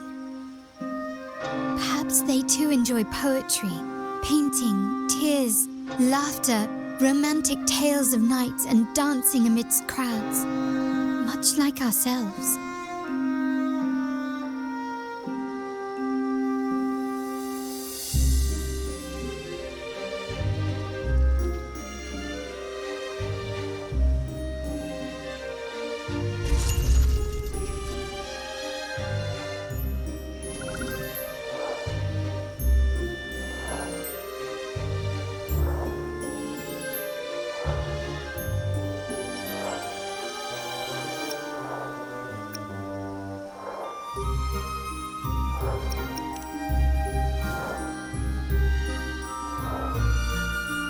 The people of this island came from diverse civilizations now lost to time. But through plays and tradition, they sought to preserve memories of their heritage. In the past, while the clash of cultures led to conflict, the Raganazi united through faith, restoring balance even if precarious. To maintain this unity, we've always needed both a sentinel and a play based on a shared legend that gives us roles. Yet this play has endured for so long that we've become defined by our roles. Noble, commoner, believer, merchant. What was meant to unite us now stifles us.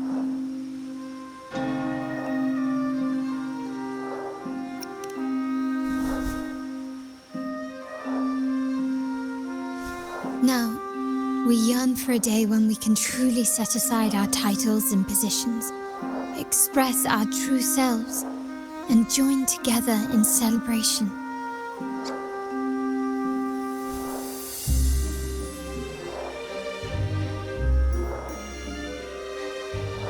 Yes, born from hope and idealism, it reminds the Raganazi of our initial vision of equality and freedom. It also affirms our true worth. While the Order's true intentions remain unclear, we are certain their influence has already eroded the very foundations of our society. People revere the divine figure the Order has constructed, yet they also live in fear of punishment. Legends become accomplices in fostering ignorance, and faith becomes the loyal executioner of cruel punishment. An invisible cage has trapped us all. Speaking of freedom within a cage is absurd. Fear and ignorance are our foremost enemies.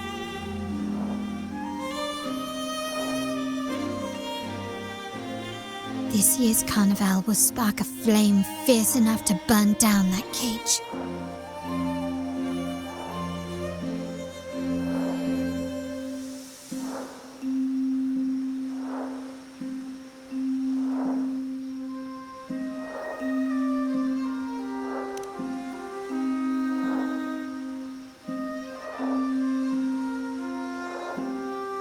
Rest well, and tomorrow we shall take the stage together at the Carnevale.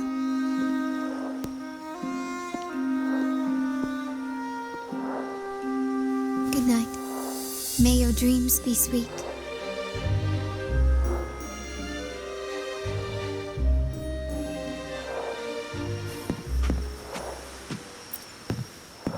Rest well, and tomorrow we shall take the stage together at the Carnevale. Good night. May your dreams be sweet.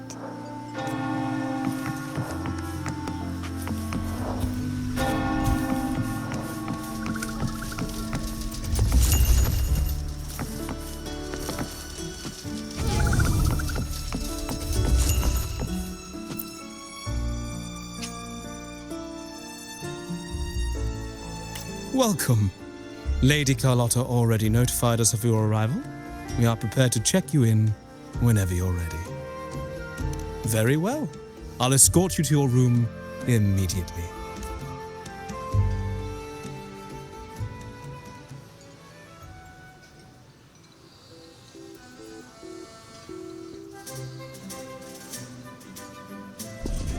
Wow! Is this real? Pinch me! I can't believe how different everything looks. So this is the Carnevale, huh? Yeah!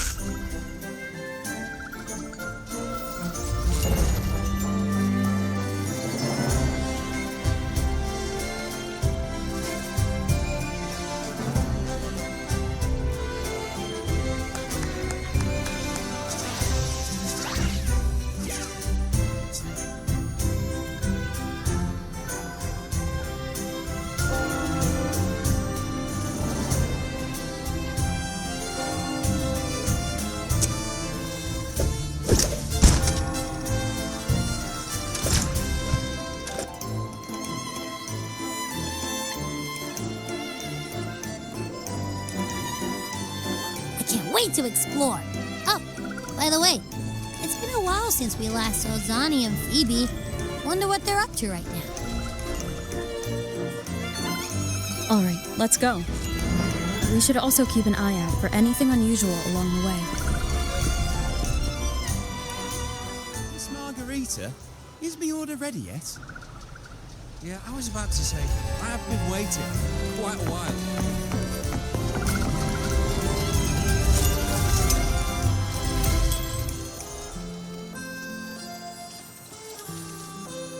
Miss Margarita, is my order ready yet?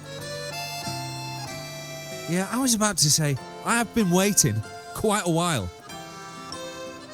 Sorry, we're swamped with orders. Becky and I are doing our best, but it's a bit chaotic.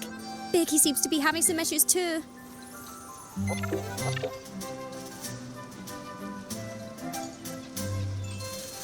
No need to worry. Let me take a look. Ah, I see. Becky is just a bit overloaded with all the work. It might need a short break. Oh, good morning, my friend. I'd love to, really. Look, see the smiles? However, it's crystal clear to me that keeping things running smoothly is a top priority right now. Lady Carlotta has already briefed me on your plan. Along with the other family members, you can count on my full support.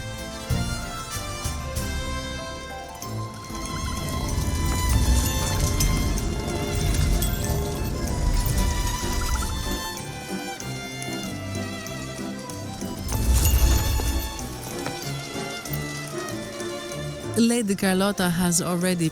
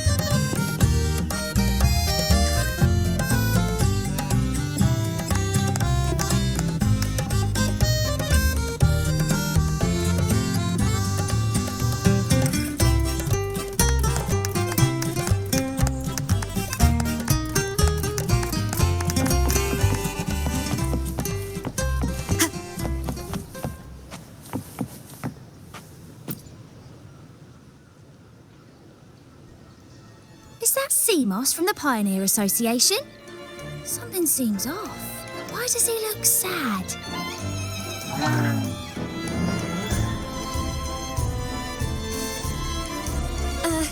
Seamoss has been so busy taking photos for everyone else that he hasn't had the chance to take any himself.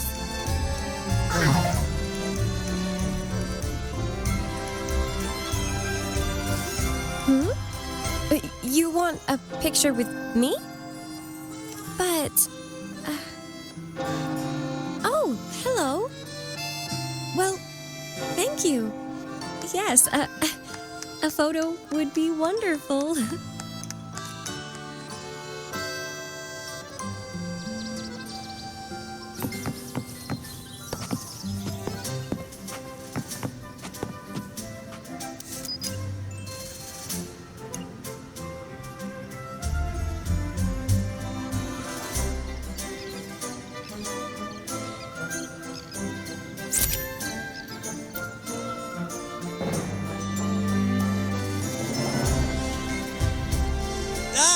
Rover and Lady Phoebe.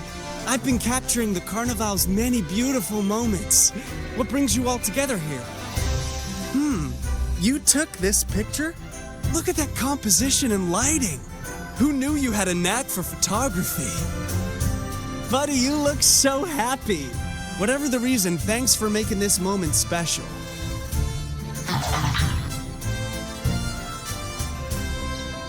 It's all thanks to Rover. She fulfilled Seamoss's wish. Just like us, Seamoss wants to savor every moment of the Carnevale and leave with no regrets.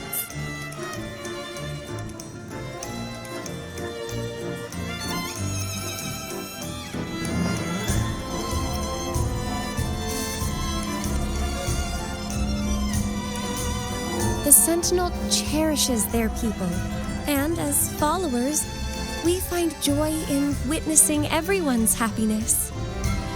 But we have our duties, ensuring order during the Carnevale. I'm sorry, I can't join in the festivities. I wish you a wonderful time at the Carnevale.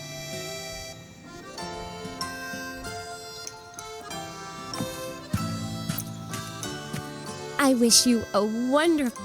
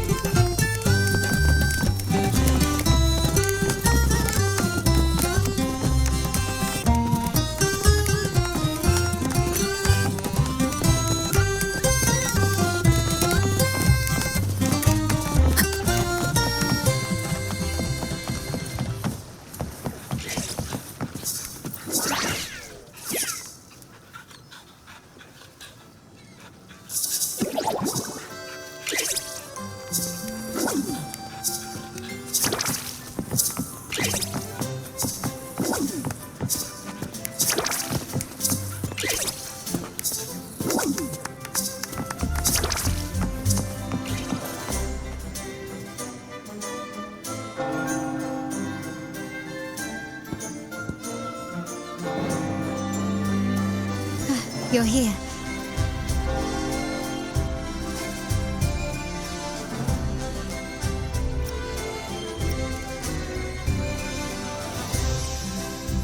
For the Raganazi, the Carnival has always been an occasion to revel with abandon. It's what they truly desire.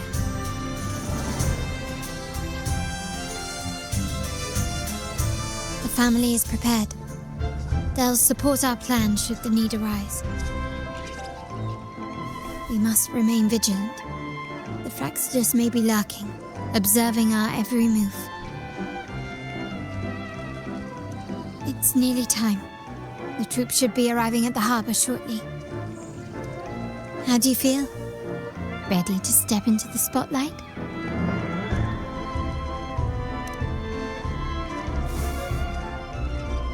Excellent. We have the skills.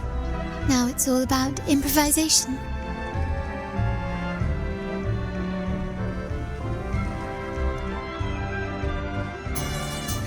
The time has come. Let's go. Let's celebrate together.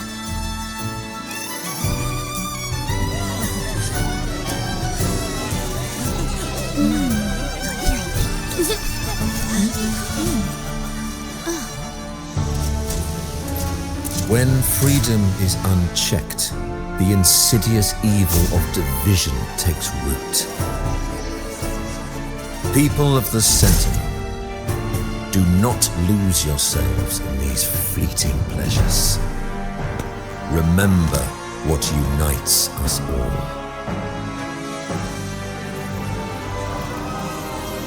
What is that?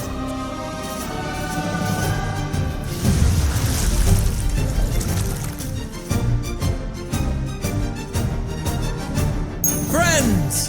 Why lead a life of restraints?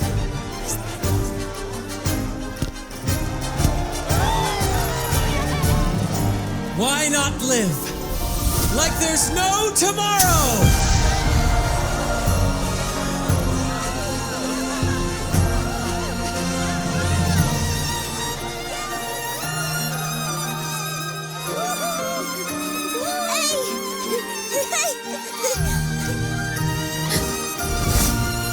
High walls fall fast.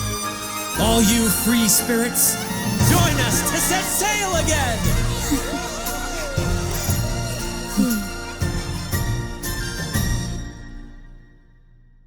That woman, she's with the Fraxidus. I need to follow her and find out what she's planning.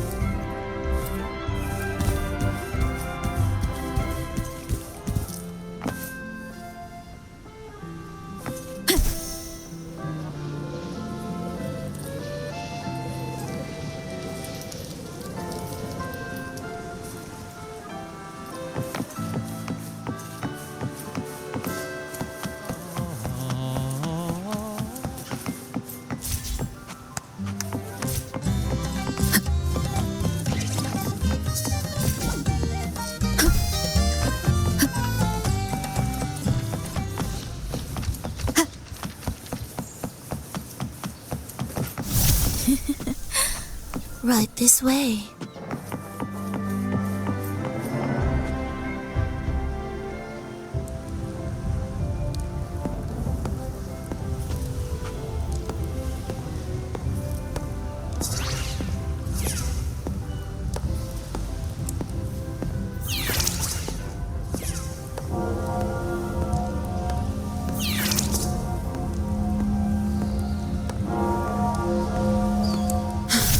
I've lost her again.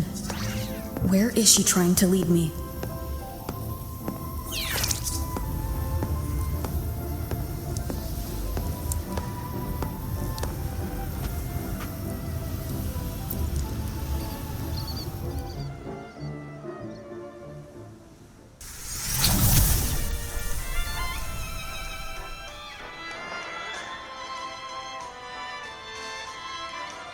Ah, we've arrived.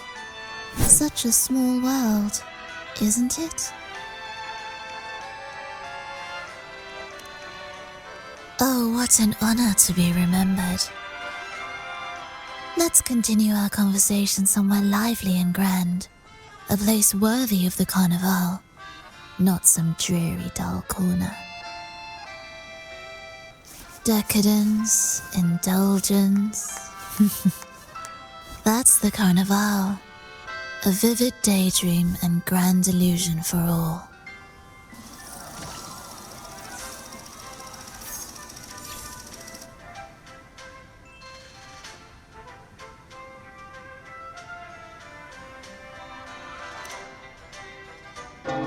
No need to worry.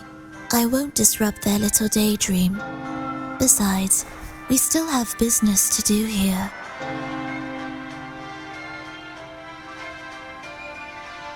Now that you know what makes the Sentinel so unique, you should know we seek the same thing.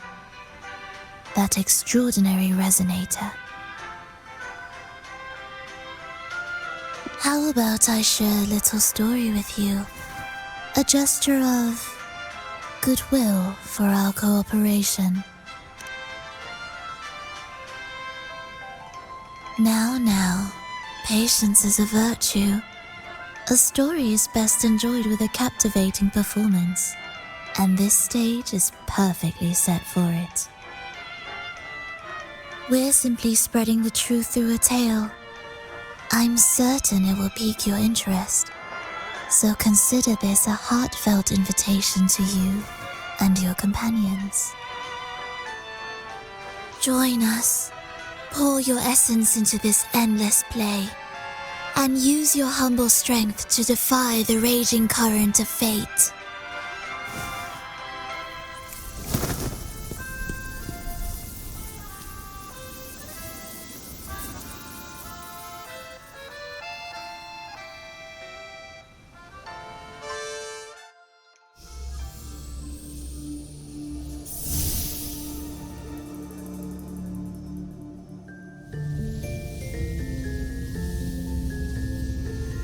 The stage is set, and the curtain rises.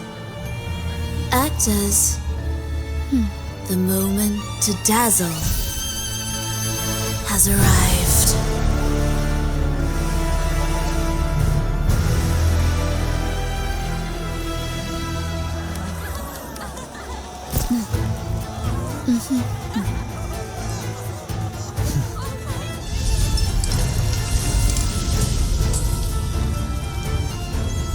The magic is ready to unfold.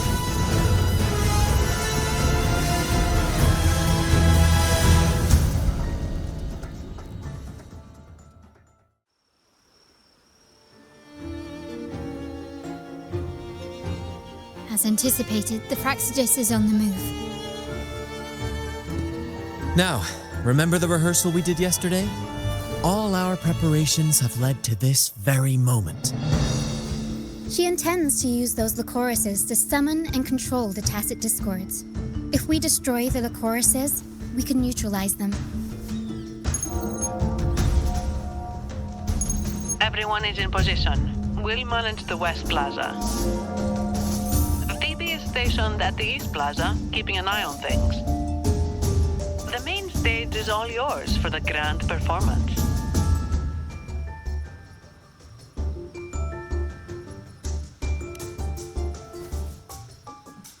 I'll take care of the lighting and create the mood to make the performance stand out. Leave that to me. Ready? The spotlight will be on you two.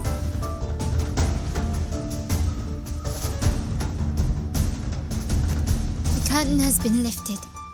We can't keep our audience waiting. Then? Ladies and gentlemen, the grandest and most spectacular performance of the Carnevale is about to commence. Let us give a warm round of applause as our actors now take the stage.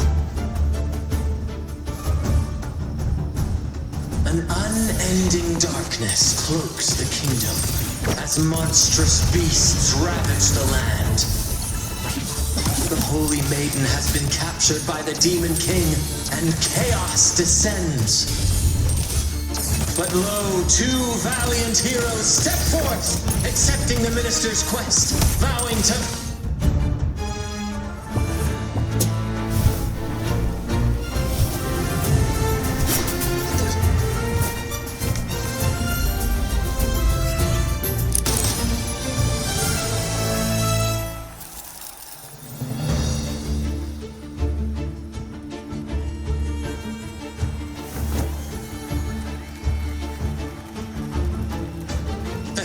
breach the first barrier, sweeping away the monsters within the city.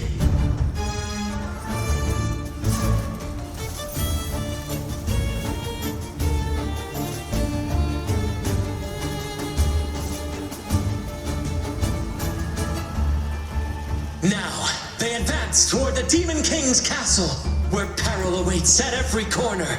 What trials lie ahead?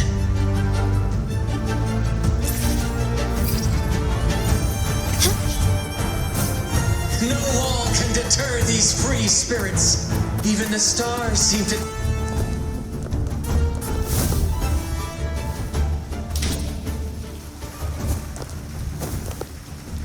Exercise caution. New enemies have appeared. The Demon King unleashes its minions, long awaiting these audacious intruders.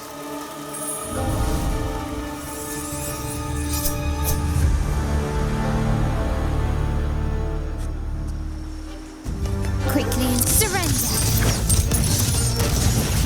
Still recognize me? You will yield.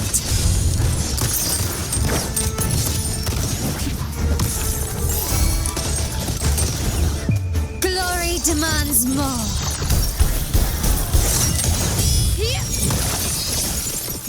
Don't confront them head on. Can you keep up?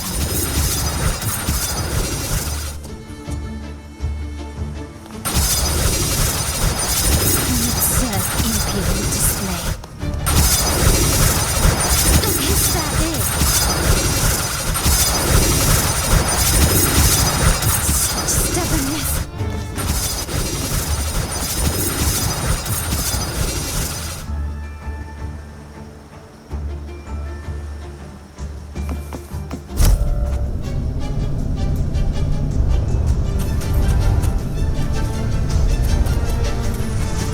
A fierce assault, intent on crushing the heroes and grinding them to dust.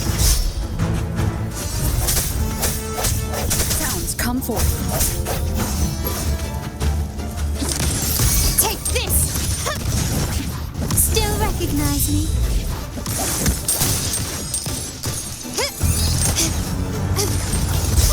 Time to part ways.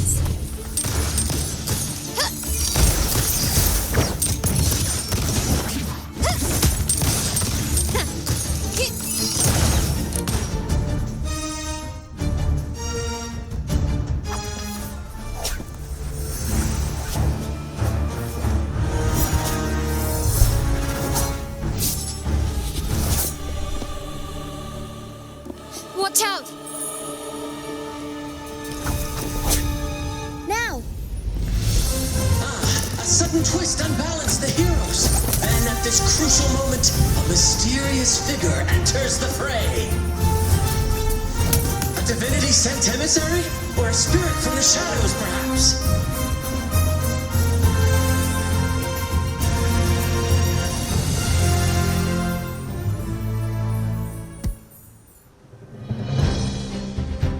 She seems moved by their passion and righteousness. See her join the heroes' ranks.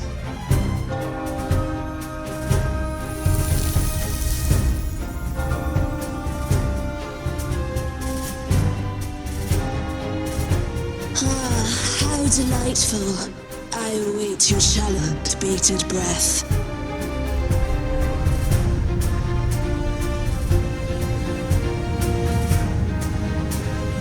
It seems the Demon King anticipated the hero's arrival and has gladly extended an invitation.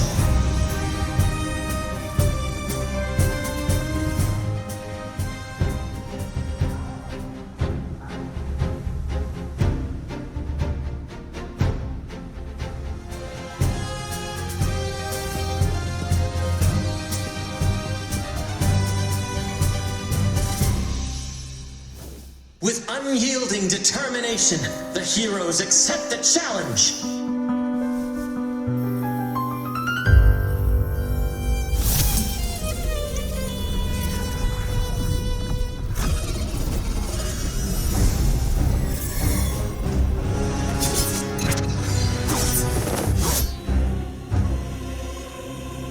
The Demon King reveals itself at last, exposing its hideous visage and sharp fangs.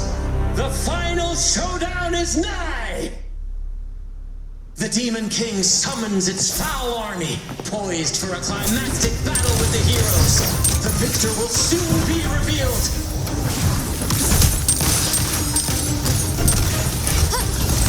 You've crossed the wrong person.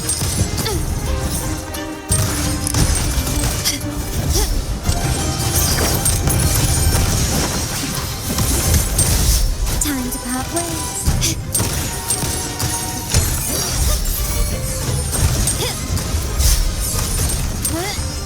Still recognize me?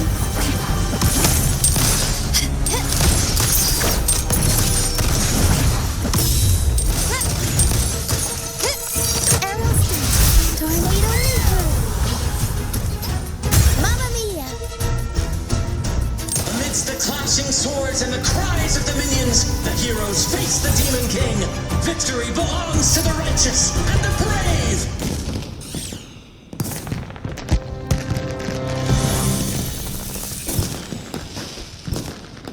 And now, we await the Holy Maiden's return. And so we arrive at the happily ever after, yes? But we do not live in a fairy tale. There is no playwright to script a happy ending for us. What lies behind the curtain is but a cruel jest, a dark satire.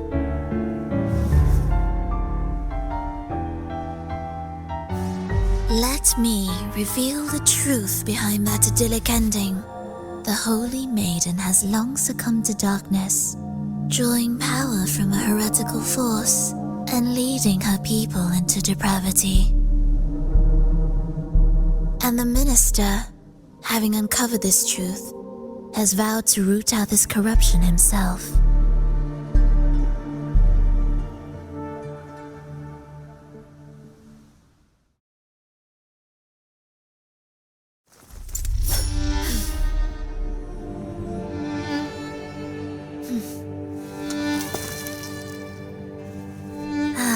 Come now, let us embrace the grand climax of this revelry.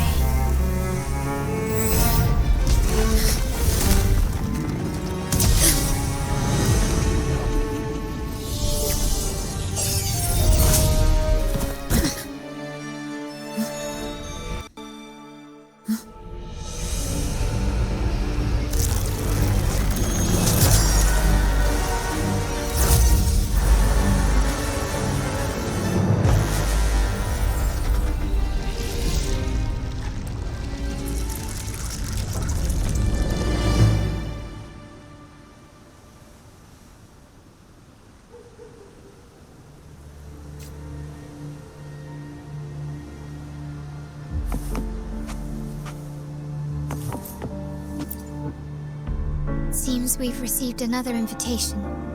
The final stage likely lies beyond this point. Are you prepared?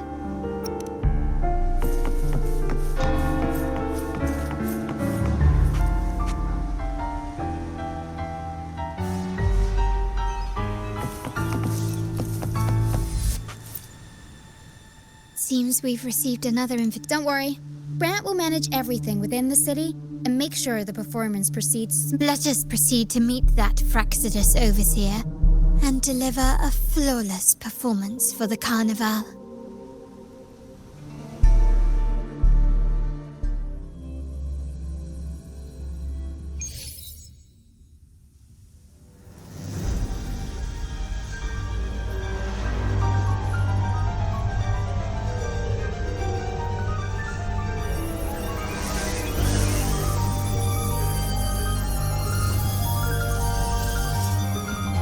The wildcat has sounded thrice, and the hedgehog four. The peculiar bird sings. The moment is upon us. O benevolent sorceress of realms unknown, I summon you. Grant us the just prophecy, and may fate favor us all.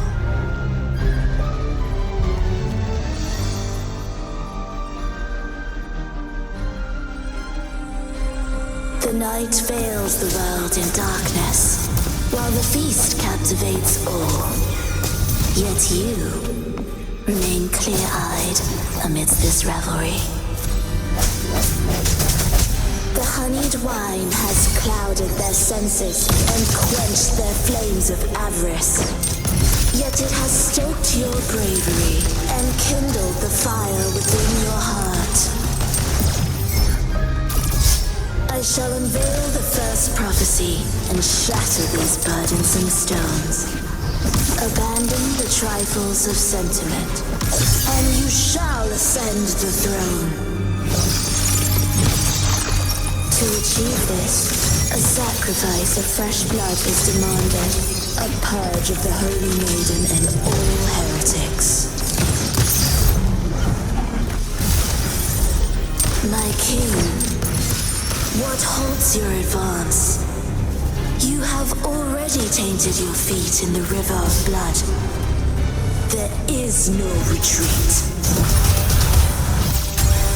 The path born of injustice must be fortified with further transgressions. The soul must be steeled in bitterness. Thus, I unveil my second prophecy to dispel all illusions. No mortal shall inflict upon you even the slightest harm. And assuredly, you shall find favor with your people.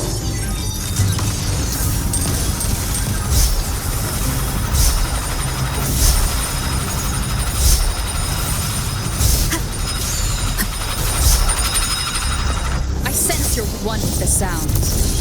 Improvise. Found your weak spot. Still recognize me? Arrow stunt. Up we go, Arrow. Every story needs drama. Victory favors me.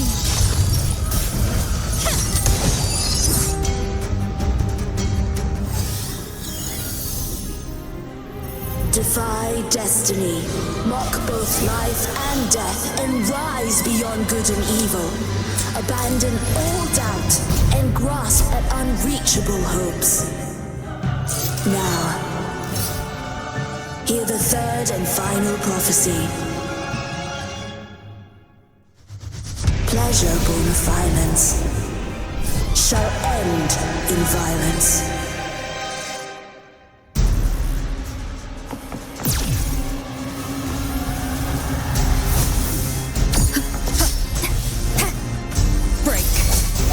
My compliments. Running won't save you.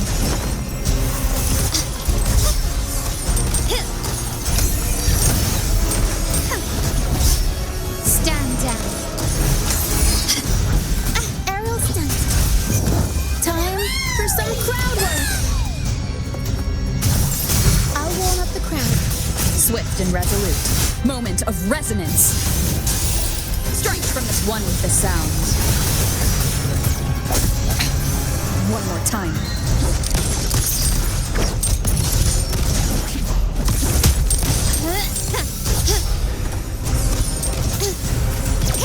Such stubbornness. Take this show. Count unexpected plot twist. Time for a comeback.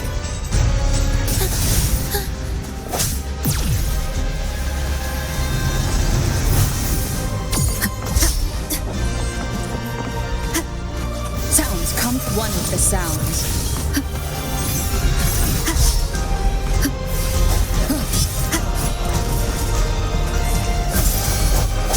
My compliments. Still recognize me? Glory demands more.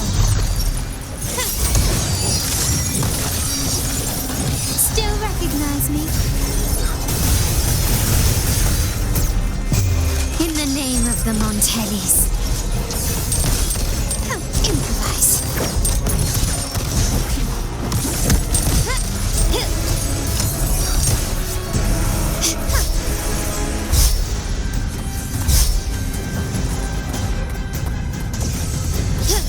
Not even close.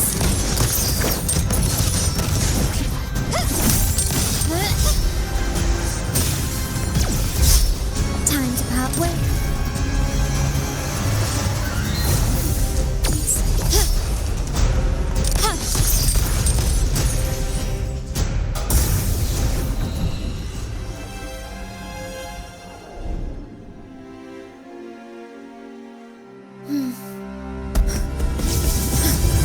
What a pity.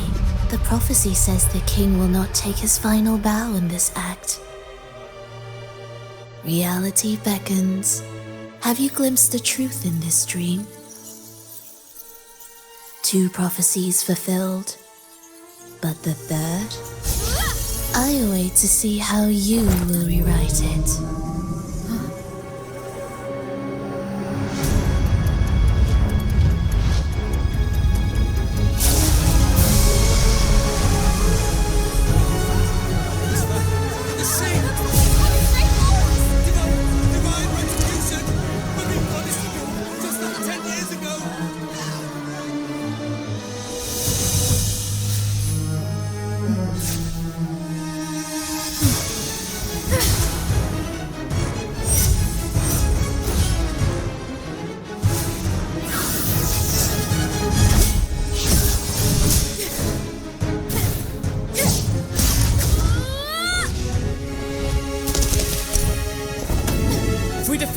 We can set the Cetus free! We'll give this performance the perfect finale!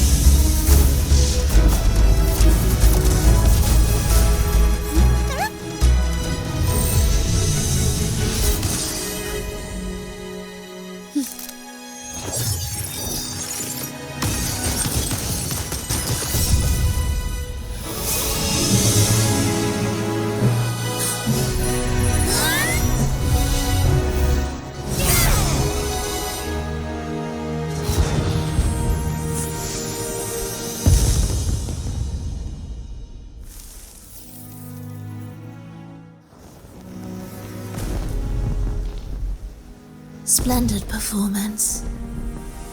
It's almost time for the final bow, but the symphony between us has only just begun its overture.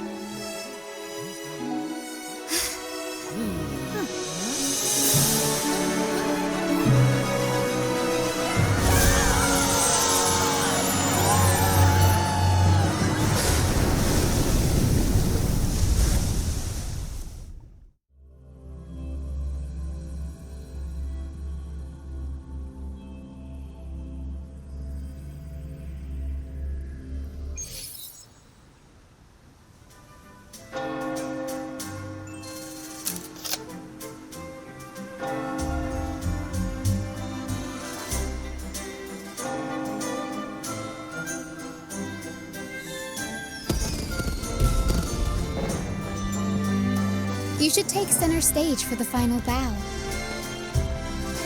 Hear that? The thunderous roar of applause. It has been far too long. This is the true essence of the Carnevale. At last, the crisis has been resolved.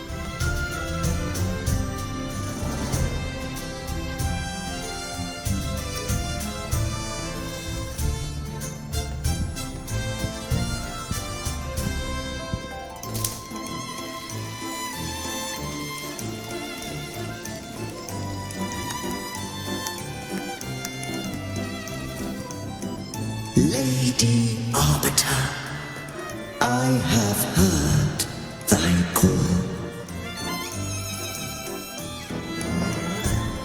I have awaited thee for what seems like an eternity.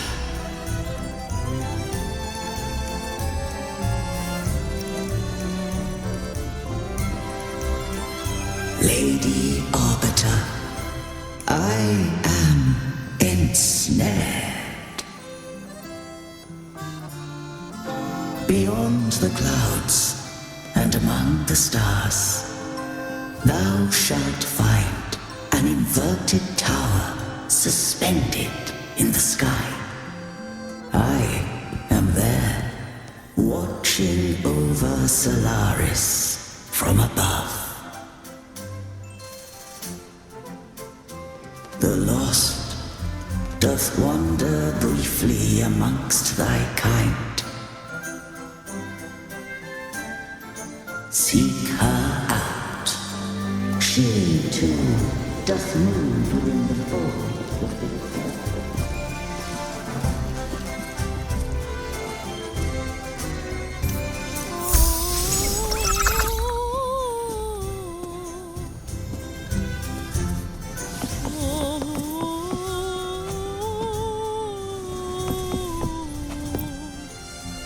You should take center stage for the final bow.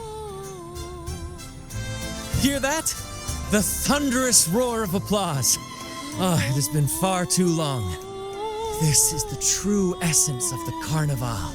At last, the crisis has been resolved.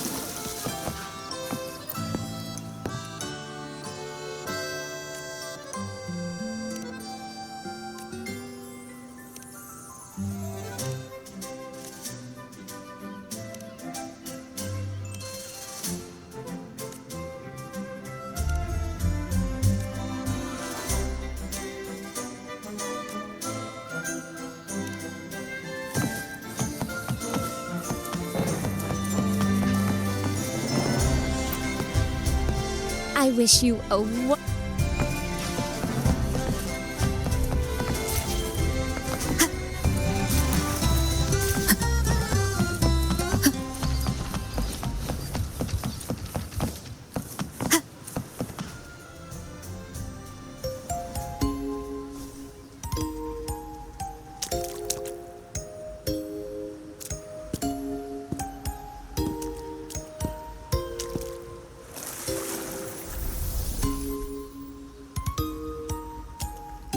The next move is... Am I getting this right? It feels a bit off.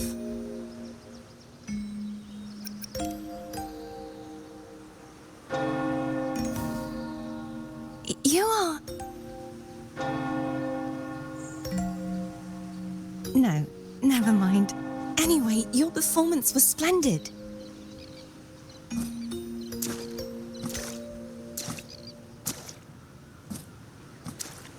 I'm here for the Carnevale as well.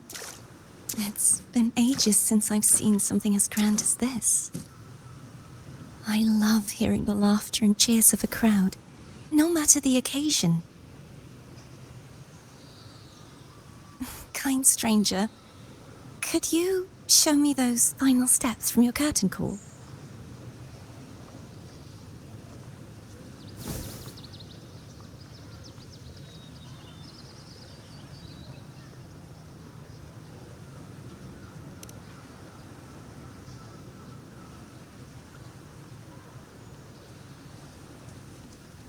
I'm sorry, but I can't stay here any longer.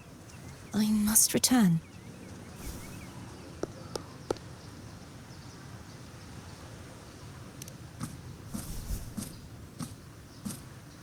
My name?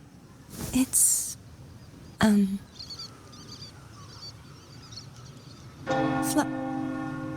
No. I'm Cartethia.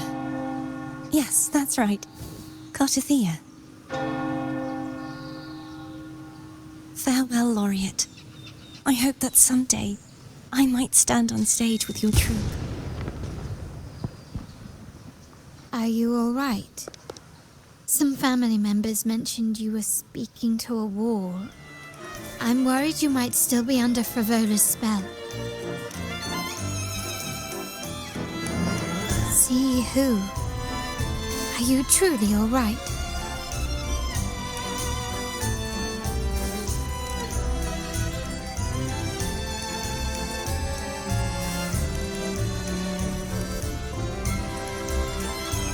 Cartethia.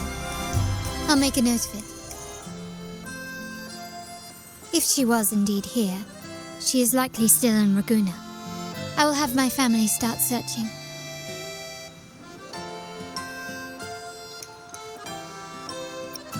There are still many unresolved questions regarding the Order and the Sentinel. We need time to sort through what we've gathered. Rushing into action now might only alert the Order's spies and disrupt what we've worked so hard to protect. You're right.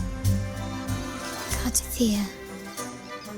I will have my family find out more about her. If we find out anything, I'll contact you, and we can discuss our next steps together. Until then, as you suggested,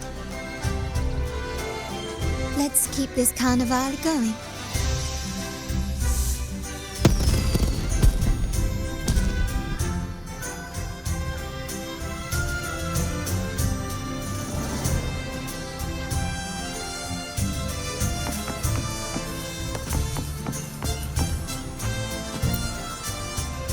Cartethia. I will have my family find out more about her. If we find out anything, I'll contact you, and we can discuss our next steps together.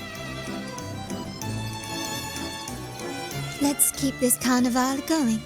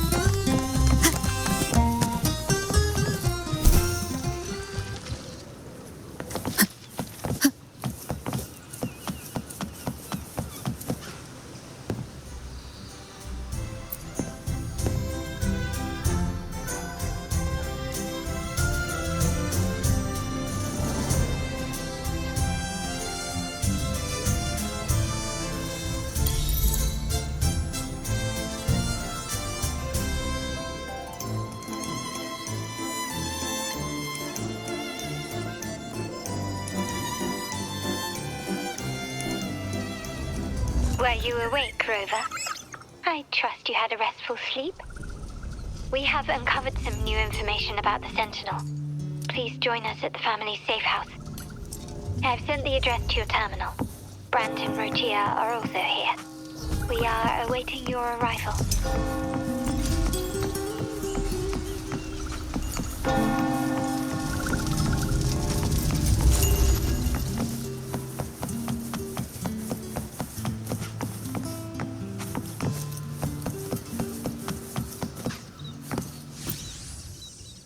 I wish you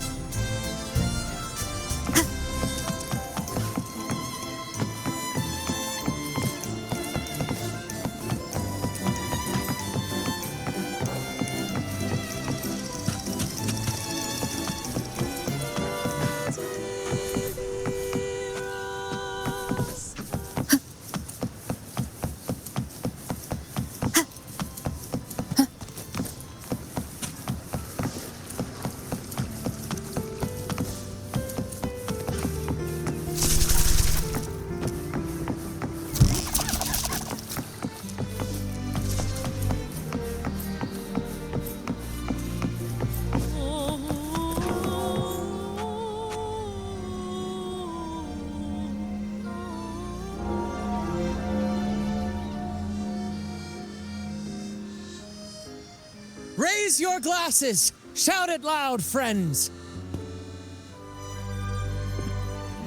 To us! To the Carnevale! And to our very own laureate! A name that echoes through the world, destined to roam the skies before shaking the earth!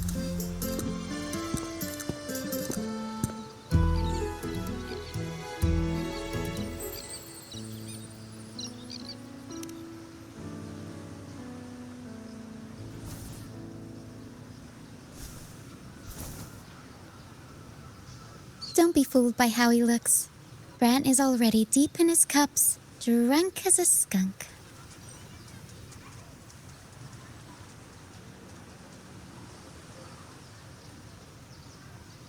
Oh, let him enjoy himself. The taste of victory is still fresh, and after such a battle, we should celebrate to the fullest. Drink your fill, everyone. This round's on me.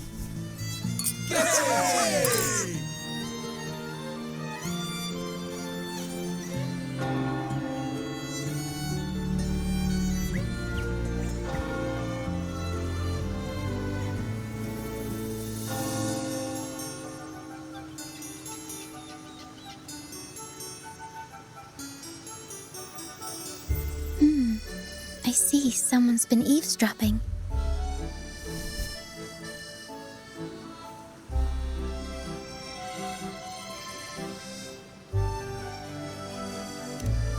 A devout acolyte wouldn't enter such a place without a good reason.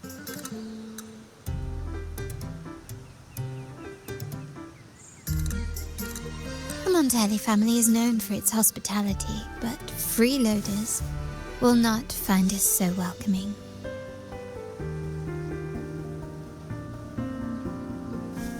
Friends, let's keep the mood lively.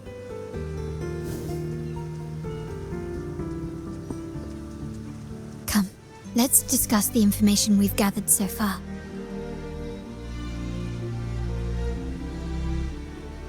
During the Carnevale, you heard the Sentinel's voice and found a girl named Carnevale. We've dug up some information on her. In the Order, every high-ranking acolyte is given a new name. We contacted the acolyte Phoebe. After some digging in the Order's records, she confirmed that before taking on her holy title, the Blessed Fleur-de-Lis was called Carnevale. But the Blessed Maiden, she martyred herself 20 years ago.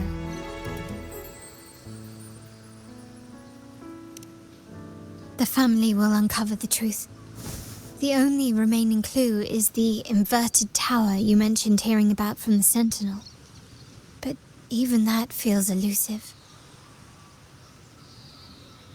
Judging by your expression, you must have discovered something new, right?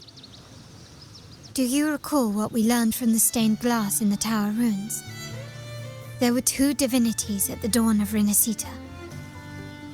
If one refers to the Sentinel, then the other, who could stand alongside them, might be the Threnodian. The two are undoubtedly linked, so uncovering one could lead us to the other. Remember Gilberto from the Phasalia family? It took a lot to get him to talk, but we finally got some information from him. As he tells it, the Phasalia family's long-revered deity is none other than Leviathan, the Threnodian from the sea's depths. It's hard to believe, I know, but recent events have only reinforced what we discovered from the stained glass. The Phasalia family has been on this island since the founding of Rinascita, so their worship of the Threnodian may have persisted for centuries.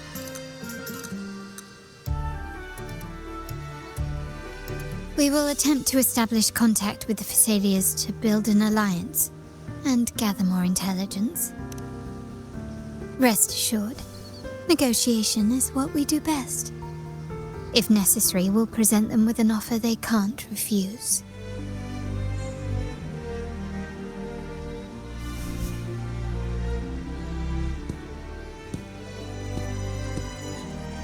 Excuse me for the interruption. Greetings, esteemed guest. The Primus wishes to invite you for a conversation at the Cathedral of Mercury. Would you be so inclined? How curious. Since when has the Primus become so interested in social calls? It could very well be a trap. I'm merely conveying the Primus's invitation. The choice is yours.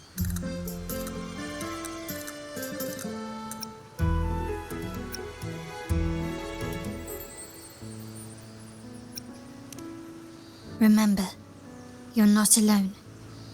If anything happens, just let us know. Very well. Please follow me to the Cathedral of Mercury.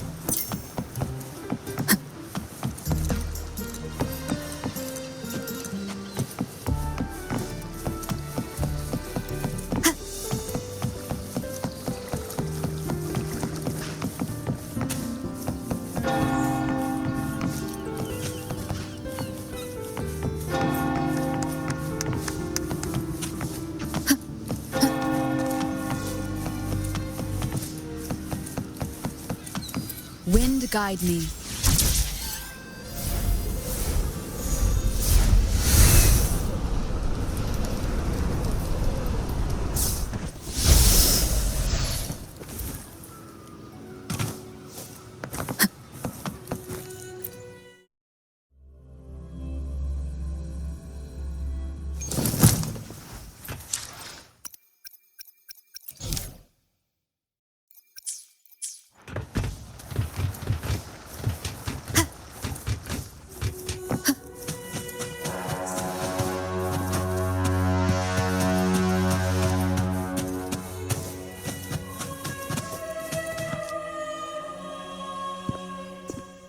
Never before have I seen a day so steeped in both shadow and light. The birds sing, the flowers bloom, yet this world knows neither true joy nor eternity. Come closer, righteous one. There's no need for hesitation. I am Fenrico, the Primus of the Order of the Deep. Your deeds have reached my ears, and I have long wished to meet you. Alas, the burdens of this world delayed our meeting until now. I beg your pardon for the wait. Please accept my respect for you. You and your troop have shown great talent and ambition, breathing new life into Ragusa. I ask you to deliver this message to your companions. From this day forth, the troop shall have permanent rights to perform within the city. All mortals stumble, but through pilgrimage, they have cleansed their souls and atoned for their transgressions. They have earned their right to return to this divinely blessed land. I understand that questions weigh on your heart. In the presence of a just divinity, speak freely, and I will answer with all the honesty I possess. By the great Sentinel Imperator, I swear to you, there shall be no deceit in my words. You have walked a path similar to theirs. Indeed, you have the right to meet them. However, due to the dark tide 2 decades ago, the Sentinel's body was gravely wounded and remains in a state of recovery. If you wish to meet them, I will convey your request. I see the thirst for truth in your eyes. It is clear that doubts still linger in your heart. Please, voice your concerns. Fleur-de-Lis. She was the emissary of the Sentinel, and we are grateful for her contributions. 20 years ago, during the Dark Tide, she sacrificed herself to seal the calamity. She fulfilled her duties in this world and returned to the divine embrace. Do you know how the Dark Tide came into being? In Rinascita, wars were waged in the name of faith, tearing apart the Sentinel as our faith divided, weakening their divine power. The Dark Tide's true essence is the divine blood shed from the Sentinel's wounds. That tragic past left deep scars, and with their divine power drained, they could not prevent the Dark Tide's surge 20 years ago. The Blessed Maiden chose to martyr herself. She once again resonated with the Sentinel and, through her sacrifice, restored some of their divine power, bringing an end to the Dark Tide. Yet, the Sentinel remains in a state of healing and still requires a mortal representative. Following the Blessed Maiden's departure, I was granted new authority to cleanse the aftermath of the Dark Tide. I received the divinity's blessing and became the new Enlightened One. By their will, I fulfill the tasks left unfinished in this world.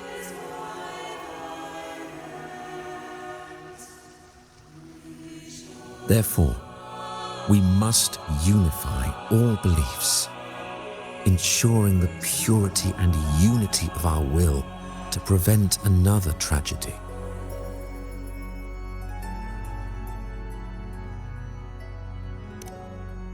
He said she once again resonated with the Sentinel. Was that really a second resonance awakening? Sentinel Jue had a trial with Jinshi, but my permission was needed to transfer the Sentinel's power.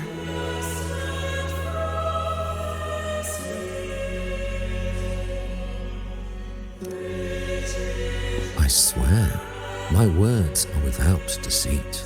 I see in your eyes that you have walked further on the path of justice than I anticipated. Oh, dear Sentinel, please forgive my transgressions. The dark tide brought us a blood-stained lesson. To keep our people from faltering, I bound myself to silence, locking away what I witnessed on that fateful day. Fleur-de-Lis, the unrighteous, deceived us all. She was not the blessed maiden chosen by the Sentinel. The true maiden has yet to reveal herself.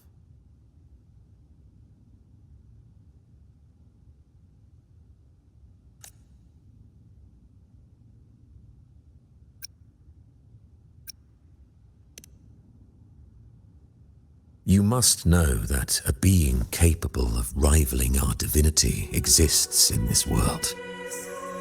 Humanity's eternal adversary, the evil of all civilizations, the Threnodian. As the Sentinel has their resonator, so does the Threnodian.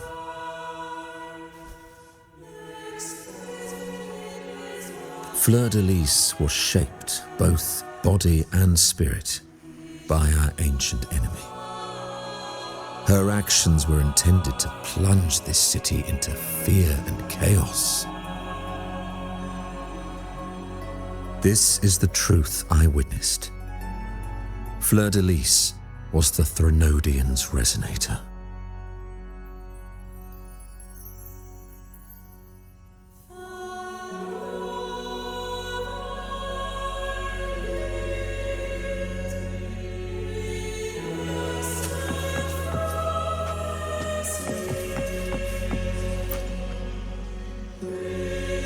In the presence of the just divinity, feel free to express your doubts. I shall speak without. I swear by the great Sentinel Imperator, there will be no deceit in my words. We must create a land that aligns with the Sentinel's vision. We must purge this land of individuals who stray from the righteous path to ensure that our collective will remains unified and pure. However, we honor the deeds of Napoli II, the founding primus, and offer those who have strayed a chance for atonement. The pilgrim's sail follows Napoli's path. He too once endured this arduous journey, yet emerged victorious, earning an audience with the Sentinel. The trials are not mere sufferings, but steps toward redemption. The penitent who confronts the trials with sincerity will be allowed to return to the divine's embrace.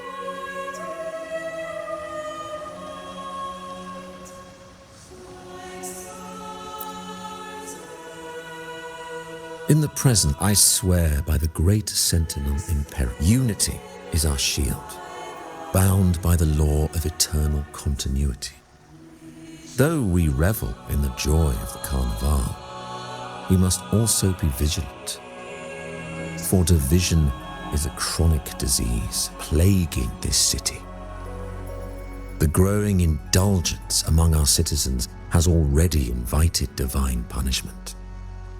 We, as stewards of divine will, must guide the people, erecting barriers of reason against the floods of passion. This is the only way to withstand the ever-changing tides.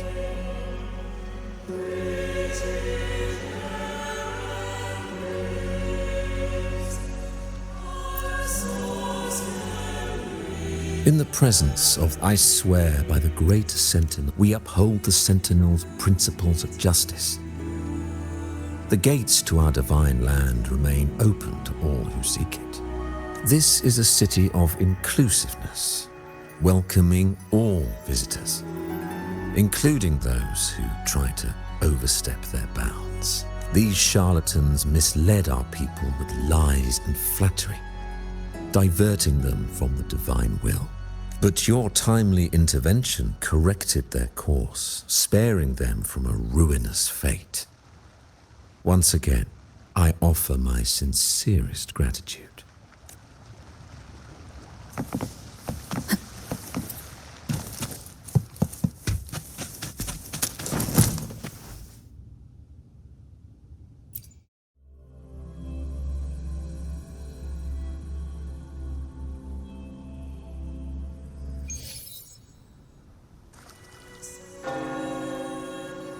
How can that be? That blessed maiden. Could she really be the Threnodian's resonator? What if the Primus's words were a bunch of baloney? But we saw Cardathea following the Sentinel's instructions. They wouldn't mix up their own resonator, right? Now my head hurts. Who was she really with? The Sentinel or the Threnodian? Well, probably won't get any more answers from him. All the clues we've gathered so far point to the Threnodian, and the Phasalia family worships the Threnodian. We'll have to wait for Carlotta to arrange an audience with them. Something tells me this Carnevale is just the beginning. There's more ahead. I'm sure of it.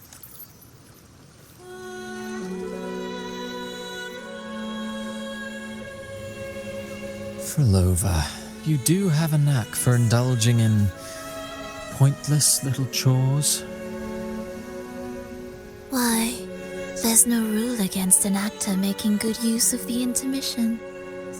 Besides, I haven't disrupted your arrangement, have I? The one from a faraway land who discerns the truth dares to raise their sword against the divine. In response, the slumbering gods break free from their shackles, revealing their true forms. The possibility of the second resonance awakening is now a certainty, so we just need to see if that special resonator truly exists. Was the Blessed Maiden a resonator for the Sentinel or the Threnodian? Or both? If so, a resonator capable of wielding both powers. I am eager to see how this story ends. Cristoforo, if you don't want to spoil the next act, I might have to give your carefully crafted plot a little nudge. Speaking of which, that rover shines brighter than anyone else in your play. Do you find her interesting as well? Frolova, it seems we walk different paths. I don't share your fondness for that sort of puppet theatre. I merely place the characters on their stage and they act out their fates, driven by their own volition. To remain courageous amidst absurdity, to pursue a spark of divine grace, this, to me, is the truest essence of humanity. Don't you think? Even the most pristine cadence of death pales beside the untamed, fervent, and tenacious spirits of the living. In their journey, they resolutely overcome all obstacles. They pursue, they tear, they burn, simply because they desire to.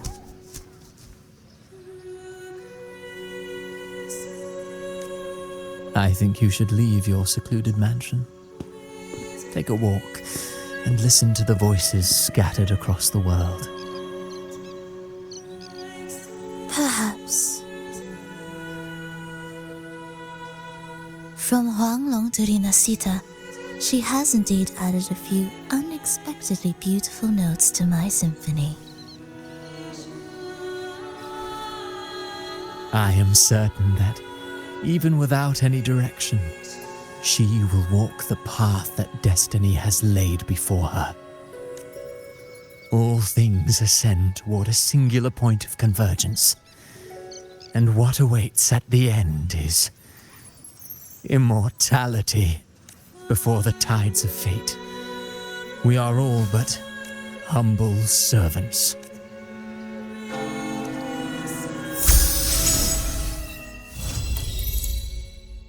Hello? Do you mind dropping by the Strand when you have time? Brent and Bartolino are away, and they put me in charge of the welcoming proceedings. I'm feeling a bit nervous about it. Part of me just wants to crawl into my box. Harrow is all stressed out because of me. Harrow! I tend to fumble with words when talking to people. I'm worried I won't do a good job accommodating everyone. If the laureate herself were here, I wouldn't be so nervous. It would make things easier. So, as our new laureate, we need your help.